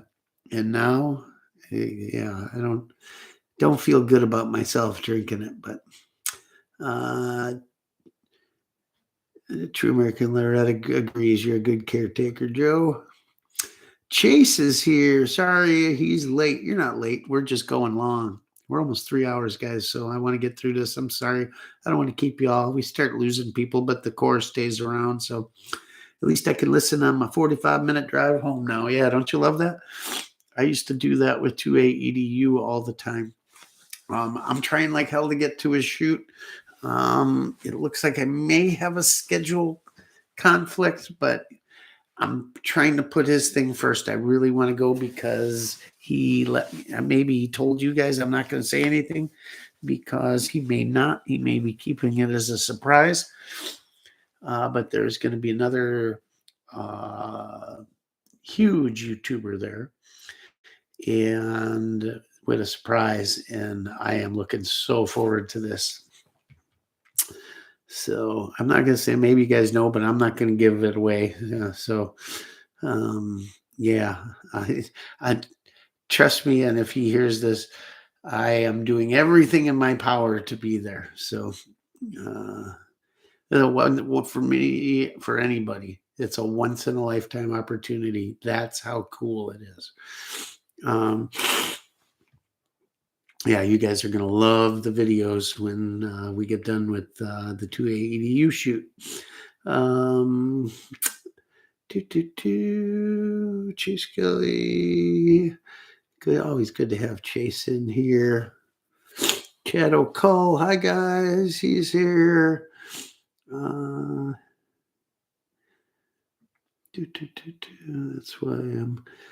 What's Joe saying? That's why in my Poverty Pony project, I did a 5.56 carbine. I even made a video, your carbine and you, and why you have no excuse. Dude, an AR-15 carbine, M4, whatever you want to do, a carry handle. How do you beat it? How do you beat it? You can put one together on PSA for under $400. Can't go wrong. Has basics irons, a light, sling, even a red dot. Wow. Yeah, it's hard to beat. CMP order is in the mail, Hattori Hanzo. No kidding. So wait, you sent your order or it's on its way to you? Awesome. Dude, how do we see this thing? I want to see it. You better send me pictures. I'm jealous. You know, I should just grab one. I'm all right, guys. So here's the deal, and I'm sure a lot of you guys are in the same situation. So I fund this channel myself, me and my wife, right? And if you've seen the videos over the last 2 years and the firearms that were purchased to do the videos, you guys, if you start adding it up, you'll have a heart attack, let alone me, right? Then there's the ammo and all the stuff that you see. Yeah, it's a ridiculous amount of money. Ridiculous, right? In anybody's book. And now with inflation and whatnot, you ramp all those prices up, you ramp the ammo up, you ramp all your other bills in life up, like our gas bill that went up 5 times, 500%, I should say. So our economy plan was $60 a month, and now it's $280 a month for my gas bill. Yeah. Food, all the other stuff, insurance, everything that's went up. It's just not left to bring new stuff on the channel. There just isn't. Where I went from several a month, I'm lucky to buy one firearm in 6 months now. So, you know, what used to be a review on a $300, a $500, a $700 rifle at high end $1,200. Well, now there's $2,800 stuff, and all this others just can't do it. Can't do it. And YouTube doesn't even cover 3 or 4 boxes of ammo a month. That's it. So what do you do to keep a channel going? I don't know. Either you shut it down, and it's not giving up on something. It's just what it is. Sometimes stopping something is not giving up or quitting. It's just doesn't make any sense, but yeah, what do you do when what used to be 1,300 is now 2,300? Not to mention everything else being so expensive. I don't know what the answer is. However, somebody said if CMP, what they had left, whatever grade it is, were like $695 or $700, something like that. Well, now that's doable. Plus, you're getting an M1 Garand out of the deal. And even those grades are great grades. I mean, and it's World War II piece of history that is soon going to be gone. So maybe, just maybe, I should get another one. However, CMP, you still got to jump through some hoops. Or I think you can go right to the CMP to their store there and buy it direct without all the craziness. Although the craziness, I qualify for all of it. I can come up with proof of all of it. Somehow it just take a little legwork. But see, that's still affordable. But then again, I'm doing a video on something I've already done a bunch of videos on, although it's another example of it. I don't know. I doubt you get a Winchester for $695. That's for sure. You get a Mixmaster at best. Maybe you get something with cool stampings, original stock, something like that, which I don't have, which would be kind of cool. But how many videos do you get out of it? This and that. You got to consider all that, So I don't know. That may be a good way to go. Let us know, Hattori, if it's on its way to you or what. And what did you have to do? Anything nuts? That I'm aware of most of it.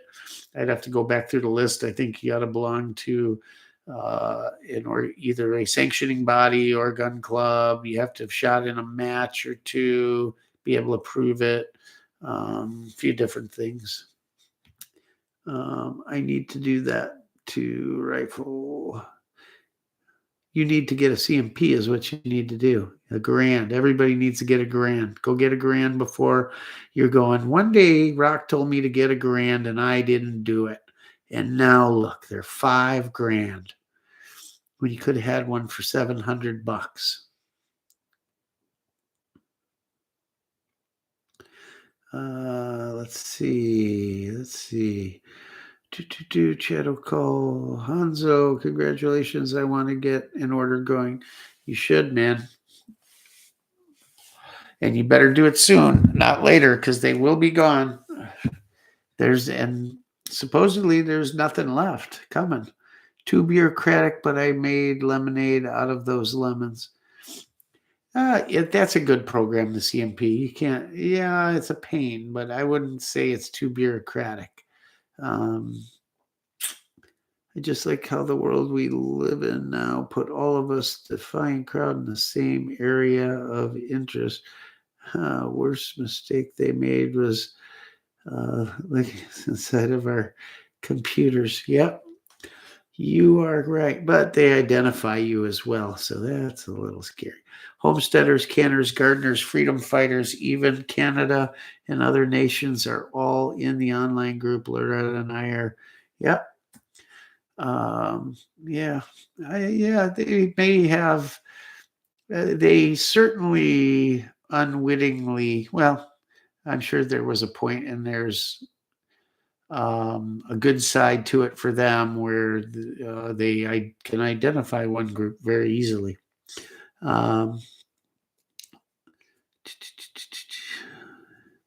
You emailed it to me before, and I saved the email. Um, I should still have it. However, I had one big accidental delete, but I still think I have the link for that forum, was it? So hopefully, yeah, but shoot me the email. Will Work for Guns stopped in. So again, for you guys, we were talking a little prepping kind of deal, and we got into 22s tonight. And while maybe not the perfect rifle, certainly have a very good, useful uh, thing to add in all fronts. So we're just talking 22s and different ones and cool stuff. I tried to fix fry eggs on brand new cast iron. 'Twas a bit of a, yeah, you think? You had dried out, flaky, brown, burnt, stuck everywhere eggs. You don't want to do that. The lodge says they pre-season them, but that pre-seasoning ain't seasoning. Um, you can season. You need to season them yourself. Best thing is start cooking bacon, lots of it, and you season them by rubbing oil into them and putting them upside down in your oven and baking it on. But anything really greasy helps season them faster. So hamburger, bacon, sausage, just use them. Don't use detergent when you wash them. If you can wipe them out, just wipe them out. That's it. They're done. They're clean. Store them in your oven. That's a good place for them. If you do use a little water and whatnot to clean it, just uh, Lodge makes a scraper to scrape any chunks and stuff off. You can rinse them. Just make sure you wipe them dry and oil them. Canola oil will work. If you don't dry them, they'll rust. It's like a gun. Treat it like a gun, but don't use water to wash it if you don't have to. If they're heavily, yeah, okay, you understand, but no detergent, no heavy scrubbing. They make a bristle brush to scrub them with, not a steel scraper brush. You want to keep that finish on there and you want to build it up. And then the natural properties of seasoning it and building it up will turn it into the most wonderful nonstick, organic nonstick you can have. Because we all know your eggs sliding around on Teflon is not good for you. Glocktober is over. Brought two home in the month. What kind of Glocksters? I just watched a video. Glocks are the most returned firearm at gun shops across the country. Now, not literally returned, but traded in and or sold for other firearms. Now, you can make the argument that they're also the best-selling pistol there is. But that being said, this particular person said that the reason being is a lot of new shooters went off advice of other people, and these other people, Glock's the best-selling handgun, went, Glock's the best, you got to get a Glock, got to have a Glock, get a Glock, get a Glock, get a 19, get a 17, 19, 17, 19. And these new shooters got them, and let's face it, they're bigger guns. And none of them have a manual or thumb safety. And to a lot of new shooters, they're always told, make sure you put the safety on, put the safety on. And they get a gun, it doesn't have a safety. A lot didn't realize that. Some are afraid holstering the weapon. Some are afraid, period, without it. Yeah, we all know how they work and they're drop proof and all of this. But I've been around firearms all my life. I was a police officer. I carried a gun every day for a living. I still like a firearm to have a thumb safety. 1911, my 365, I got it without one. I couldn't get one with the safety at the time. I put one in. Well, you need that. Slows you down, does this. You don't want that. You'll forget it. No, I won't. And it doesn't slow me down at all. And it's what I like. And to this day, and I'm not afraid of much, but I won't say I'm afraid, but there's always a hesitation when holstering my Glock. I will never carry that thing up front, pointed at my junk, and holster it ever. I just don't. First of all, it's uncomfortable for me for appendix carry, but yeah, no, thank you.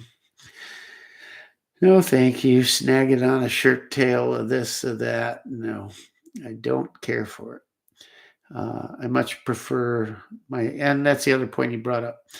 They were the only game in town for the longest time, and now you got, look at the 365. What a wonderful gun. My everyday carry, I switch up between that and my Springfield Armory Hellcat. And I would have never bought a Hellcat, but I won one in a raffle. And it surprised me because my other Springfield Armories, I had an XDM and probably the worst trigger on the planet. But so I would have never bought another one. But I won this thing and it shocked me. It's very nice. And I shoot it very well. But the 365, and look at the new 365 Max or whatever it is. Lots of rounds, and half the size of a 19. Or maybe, half the size of a 17 for sure. Can fit two of them in the same space. There's just so much more out there. Don't get me wrong. Not saying Glocks are bad. Glocks are wonderful, most reliable gun there is probably. I got a 17. I love shooting it. I had a Glock 26. Got rid of it. It felt like a short, fat kid. I don't know. I just didn't like it. It was better once the mag extension and all, but I hate pinkies hanging off. And it was just too wide, I don't know, felt terrible. The way I got my 17 set up now, and it's a Gen 4, I believe. I like it a lot. The only thing I've done is some trigger work and a set of sights, because their sights do suck. They're the worst sights ever put on a firearm and the cheapest. But all in all, not bad. My GF3 keeps popping firing pins. Stick with imported. By popping them, you mean breaking them? Or are you popping primers with it? If you're popping primers, then your protrusion is too much. If you're breaking them, that's another issue.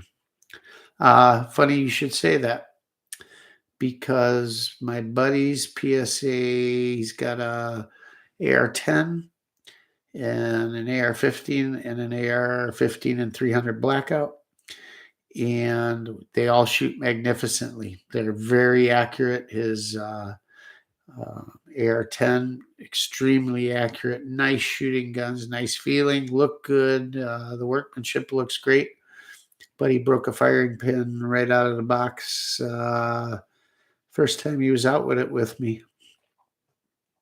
Wonder if it's a thing. I don't know.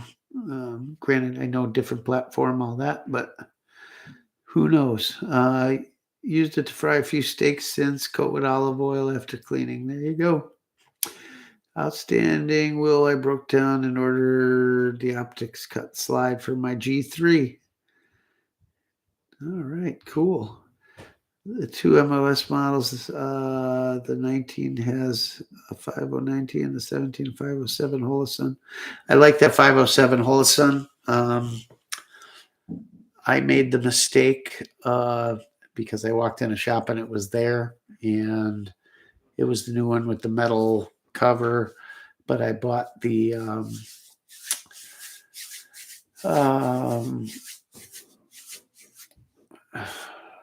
what was it? I can't remember the number, but whatever. I bought the SIG reflex sight, the all plastic one, including the plastic lens and all that, but the metal cover, and it sucks. When you go to torque it down, even with a torque wrench, it smushed it. It went through a battery faster than any batteries I've had in every single other optic I own of every brand and type. It was a mistake and a waste of money. And that Holosun is the only way to go, in my opinion. I've got a Vortex on some Canics, but that Holosun 507, I believe it is, right? Yeah, 507. That's a great optic. If I go back to an optic on my 365, it will be that one. I gave the SIG a chance, and I'm better, faster with, or getting faster with a red dot. But at my age and the amount of shooting I've done in my life, the muscle memory is so friggin' ingrained. You have no idea how hard it is for me to change it. It's just, I can pick up any of my pistols, close my eyes, open them, and I'm there always, 100% of the time, always. And training a ton with that pistol and that red dot. Yes, I've gotten better, but I am nowhere near the percentage of perfect that I need to be for concealed carry. When your life is on the line and you got one chance in a millisecond to do it, I can't do it. So I went back to the irons. When the battery went dead, it came off, and it's sitting right over there. And yeah, if I do go back, it'll be that Holosun. I may just carry the Springfield right now, full time, and put a 507 on the 365 and just keep running it till either it doesn't get any better for me, or I finally get to the point where I'm confident enough, and I'll start carrying it. I love that 365, love it to death. It fits my hand, my type of shooting, my everything perfectly. I picked up that gun and just said, I'll take it that fast. Best fitting handgun in my hand that I've ever owned, ever. Love it, love it, love it. Or maybe I'll put a 507 on my Glock. I don't know. I just can't carry it right now. I just can't, and that sucks because I want to, but oh well. So you guys are talking about some of the cast iron. That's good. Cast iron's a great thing, guys. It lasts forever. A Dutch oven is one of the best prepper things you can have. You can bake in it. You can cook whole meals. You can do everything with nothing but a bed of red hot coals or white coals. You can cook a whole meal, put it in there, forget about it. When it's ready, boom, it tastes great. They're so versatile. Even if, like I always say, if you can bug in, but if you got to bug out, yeah, it's heavy, but you can put other things in it, so it takes up less space, and it's a great one-man band type of thing. And it won't break, it'll last forever. It's durable, and it's multi-purpose. Great thing to have. If you don't have any cast iron, get some. You see it at a garage sale, flea market, thrift shop, buy it. As long as it's in decent shape.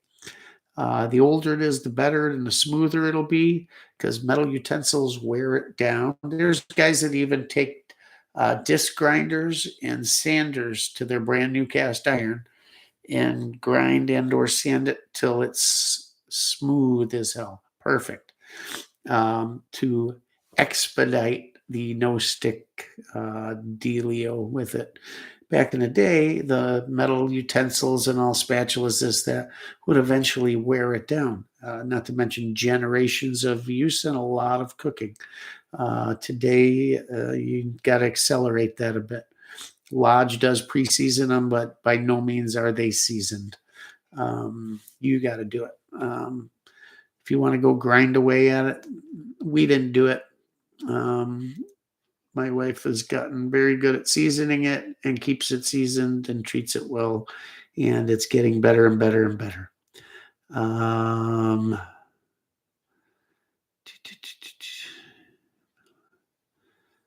sorry, it just jumped on me again. Hold on, let me find my spot here. Okay, here we are. Rockford, we had a Ben Franklin Nebco. No, you meant Zebco, but no, it was Southern or South Bend. South Bend was the name of the fishing gear that Ben Franklin carried. Well, reels, rods, sinkers, hooks, everything was South Bend. And whenever I come across a South Bend something or other at a flea market or in someone's tackle box or something, I always remember that. Shakespeare they carried too. Yeah, that was a brand, but their brand or their store brand was South Bend. I have an old, believe it or not, guys. At one point, fishing rods, you could get steel fishing rods. They were spring steel, square. The rod was actually a square piece of steel, spring steel, and guides mounted on it and all that. And the rod, it'd be set in the handle, regular bait casting rod, but steel. I have a South Bend steel rod. It was my grandfather's. I got all his old fishing stuff, and some of it's so cool and so nice. I have the first one he gave me that was an old bait caster clicker type that he trolled with up in Minnesota and up here. A lot of cool stuff, but South Bend always takes me back. And Ben Franklin, I always think about going in there to get our frog gigs in this little farm town that was quite a bit south of the little farm town I lived in Illinois. Cool. Yeah, but again, Zebco, yeah, they had all that, but their house brand was that. Walmart bought ours and changed it to Walmart store number 54. It was still small until they added groceries. Wow, that's cool. Rock, those old guns are a lot of fun and guns hold value. It's why I tell people if you see a good deal and you can swing it, pick it up. Yeah. Rarely, if ever, will you lose money on a gun. You'll lose some money or see a decrease if you're buying the ultimate run-of-the-mill guns. Stuff like, and this does not mean they are bad. Please, nobody take it as this. I'm just saying they're these super popular, mass-produced, good, decent guns, but there's just a ton of them, and they weren't expensive to start with, like the Tauruses. Maybe you buy a G3C or something, and you pay $350 for it, and 2 years from now, you can get $250 for it or $300. You're going to lose a little bit, not a lot. But those common guns are the ones you may lose a little on. You won't get killed on them either way, but just about anything else, and certainly anything with any military relevance whatsoever or surplus or anything, you will never lose a dime. You will do nothing. As a matter of fact, in all those instances, you will do nothing but make money hand over fist. And anything else that is remotely collectible or just wasn't, everybody had 3 of them kind of deal, you'll make money. Maybe not, 4, 5, 600% returns like some of the other stuff, but it'll all make money. Not to mention what inflation does. It's a hedge to inflation because all that inflation does is at least keep its value of what you bought. Um, it's to me like storing it in precious metals. I don't look at precious metals as an investment to make money. I look at it as a hedge against inflation, as a fail-safe. Is it being able to store and keep at least equal value? And firearms do that and more. They're easily liquid. You can make them liquid very fast, meaning they're easy to sell and turn into cash. Um, so they're a great investment.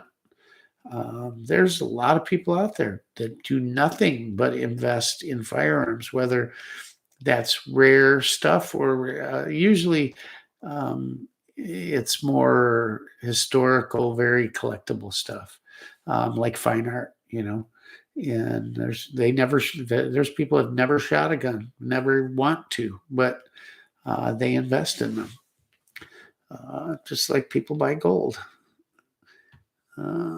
But yeah, it's a great way to store money. Certainly, leaving your dollar in a dollar bill today is not an investment. Um, I love the Aguila Super Extra, the 38 grain. It's like the Mexican Mini Mag. That's what I'm talking about. That stuff. I love it. But dirty, but it's mag. Oh, I can't. Oh, I didn't find it that dirty. Ask for soda and we'll give you a pop. There you go. Yep. Hope to see you in Michigan again this year. Like I told you, I'm going to do my best. Better be Flannel Daddy or Bjorn Bull Hansen with this hype. I'm not going to say a word. But it's going to be good. It's going to be good. I can't wait. I'm excited. Who the hell is Bjorn? I don't even know who Bjorn is. Is actually a very nice man. It's almost shocked he's not anti-gun, but I don't know who he is.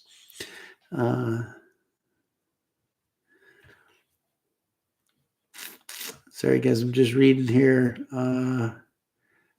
Rack is 675. Service is 11. I went, yeah, if I can swing the 11, I'll do it. Maybe I'll do another one. They pretty much admit the rack grade is rifles that have seen better days. Yeah. What'd you have to do? Jump through. Joined an affiliated club. I am.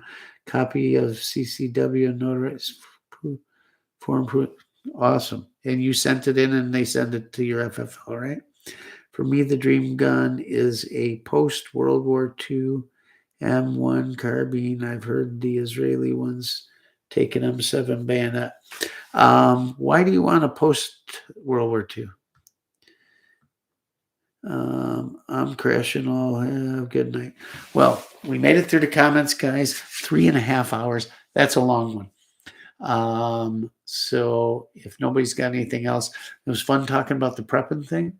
It was fun talking about 22s. I will get you a 22 video. Promise. Matter of fact, I'll do it tomorrow. I'm going to a new place to shoot with some new friends on their property. And since I don't know it, I'm not going to bring something. I'm going to go rattle off a bunch of high-power rifle and I don't know. I just don't know. It's once I know the lay of the land, we may use it for other stuff, but that'd be perfect tomorrow. I'll bring a bunch and we'll run a bunch and bring a cool video. And yeah, it's always fun. We shot a bunch of 5.56 this week. I shot the hell out of my AR-10. Just shot it. Still got the cheapest scope on the planet on there. It's got a Vortex Spitfire 4 power. It was broken out of the box when I got it, as far as the illuminated reticle, but it's still working. Not the best, but great groups out of it. And shot our DMR, and that was shooting great. I was shooting 55 grainers out of it. Usually I'm shooting 68 or 75s. Very accurate rifle, and it was grouping fabulous with the 55 grainers too. Primary arm scope. That was a lot of fun. You guys have seen that rifle, but I don't think I've ever done a video on it. If you'd like to see that, I built a DMR. That's what I built it for. 2x10 scope, mid-range distances, like to at most maybe 500 with it. Kind of that 200 to 500 yard rifle. But I've never done a video on it. I don't know why. But maybe you'd like to see that. I'm shooting that gun a lot these days. I got a few things, wrinkles that popped up I've talked about with our SAM 5 and with our pencil barrel arrow, my 3-gun rifle. We're getting to the point with some of these rifles, guys, where problems are starting to develop after longer round counts, okay? Not your typical 1,000 or 2,000 rounds when I build something or obtain something, but now several thousand rounds, some pretty heavy use, competition use, things where we're running them through their paces. And I got at least 2, maybe 3 rifles that are starting to show some not so good things. And that's the stuff we want to report on, because rarely do you see me, if ever, hammer on something. A lot of you guys might, you could even say, well, maybe he's a shill because I never hear him say anything bad about a rifle. Number one, I always say that's because I do my research first. I don't just jump.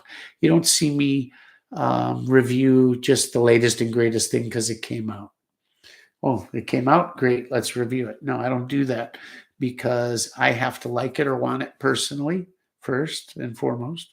If I don't care about it, what it is, I wouldn't shoot that. I don't want to report on it. So it's usually something I like, something I have pretty good knowledge of the platform, and I do my research.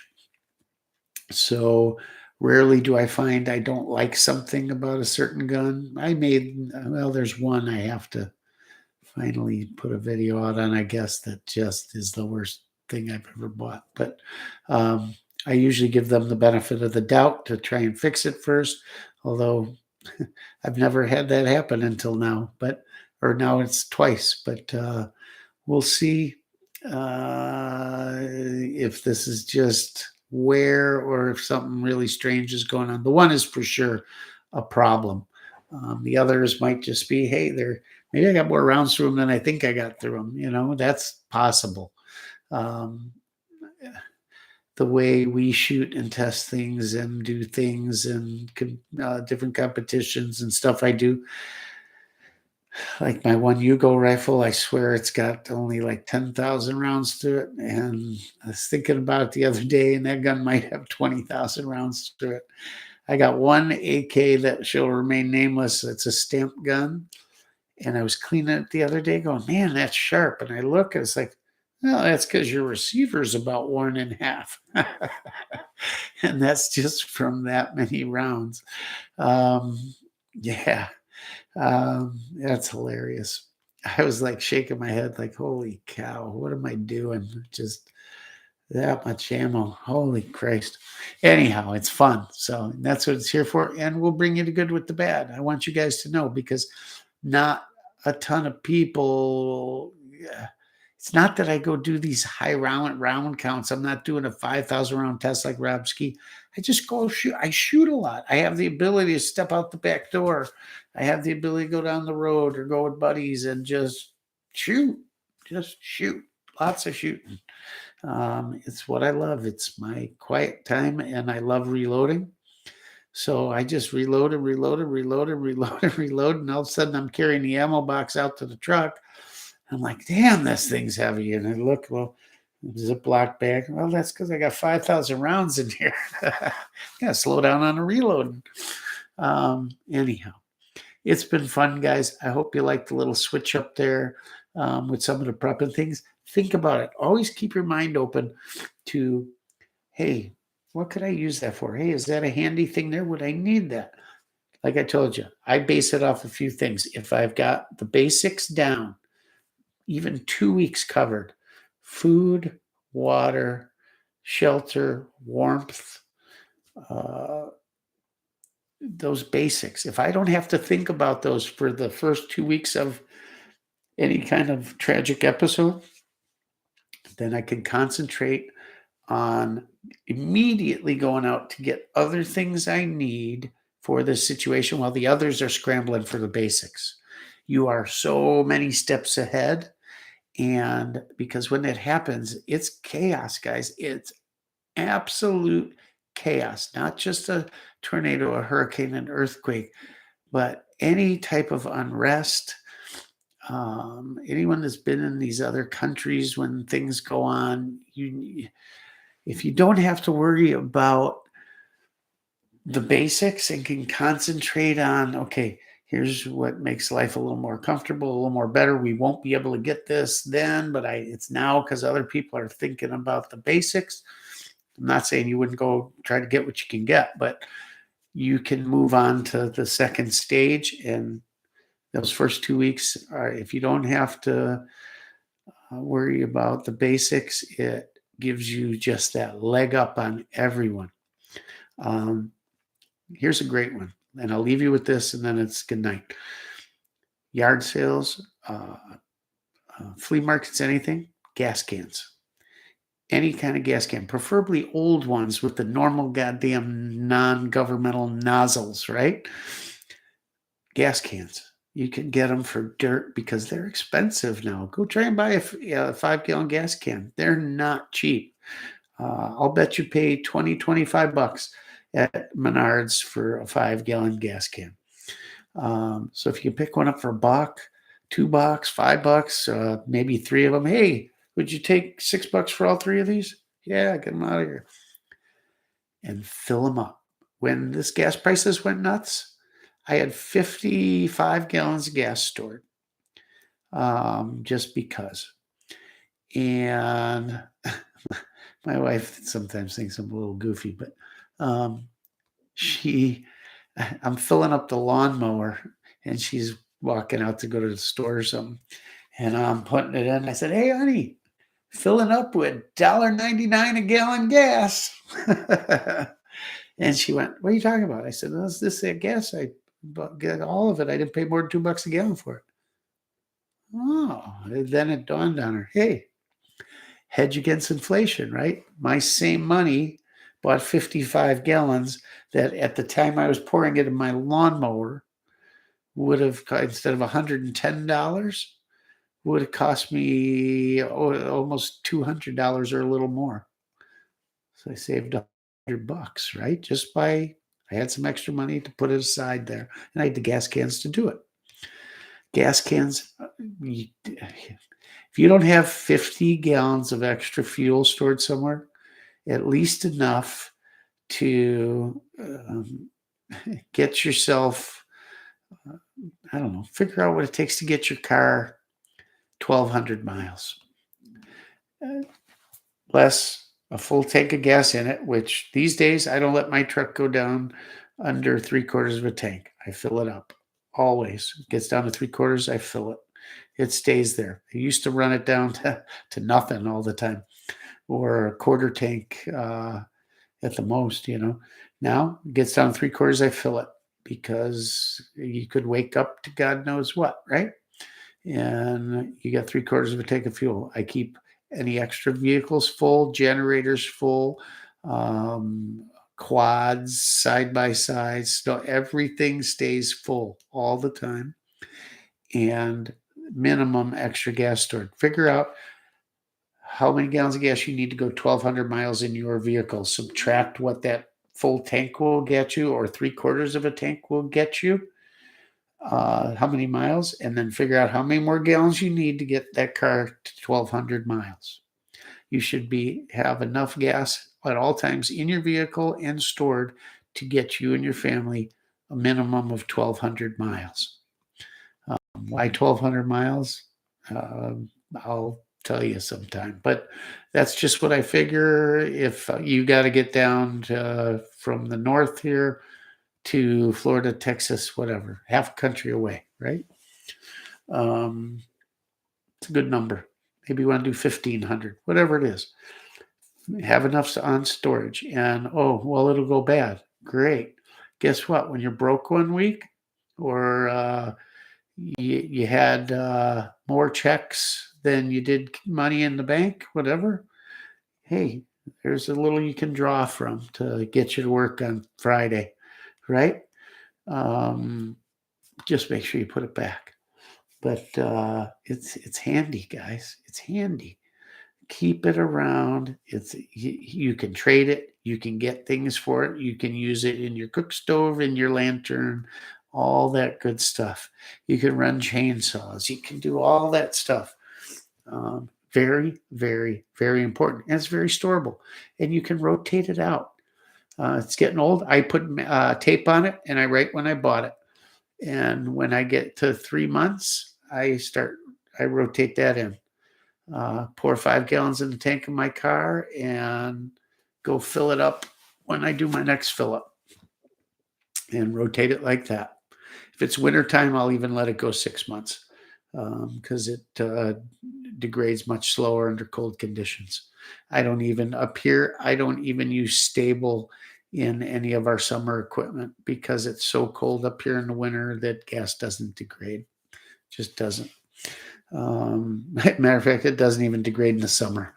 I've got stuff I run in my weed whackers and stuff that could be 2-3 years old and it hasn't degraded. Maybe it has a little, but nothing like it does down south. Anyhow, I'm going to leave you with that. Gas cans. Gas cans, wool blankets, your cast iron, and find yourself a Coleman lantern and stove. Dig around a little. That's all I got, guys. Love you all. Thanks for coming. Love all you guys for stopping in here. I do go back and read your stuff. Go check out Joe's channel, guys. I dug in deep the other night, and he's got that one where you know what I'm talking about, Joe, where you end it with your little statement. I laughed out loud. Good stuff. Good commentary. Good observations. I like it. It's just cool. So keep it up, man, and enjoy. Thanks for everything. Check out our website. Check out our Instagram. Oh, I forgot to talk about super chats here tonight. And it's our first super chat with Zippo, our first live stream with Zippo. Just kidding. I forget about it quite a bit. Anyhow, that's the other thing. One more thing. I'm sorry. I'm thinking about going to every other week with the live stream. Simply because, well, frankly, I feel bad taking the time away from my wife 4 times a week. It's always the night before I'm off, and I could spend it going to dinner or something, and I think it's just fair. I feel bad. I come down here for 3 hours, and she's upstairs by herself, and my wife's kind of important to me. So, haven't made that for sure, but if you miss me next week, it's because of that. Maybe just every once in a while I'll skip one or something. I don't know. But that's about it. Thanks again, guys. As always, have a good one. And Rockford Ordnance out.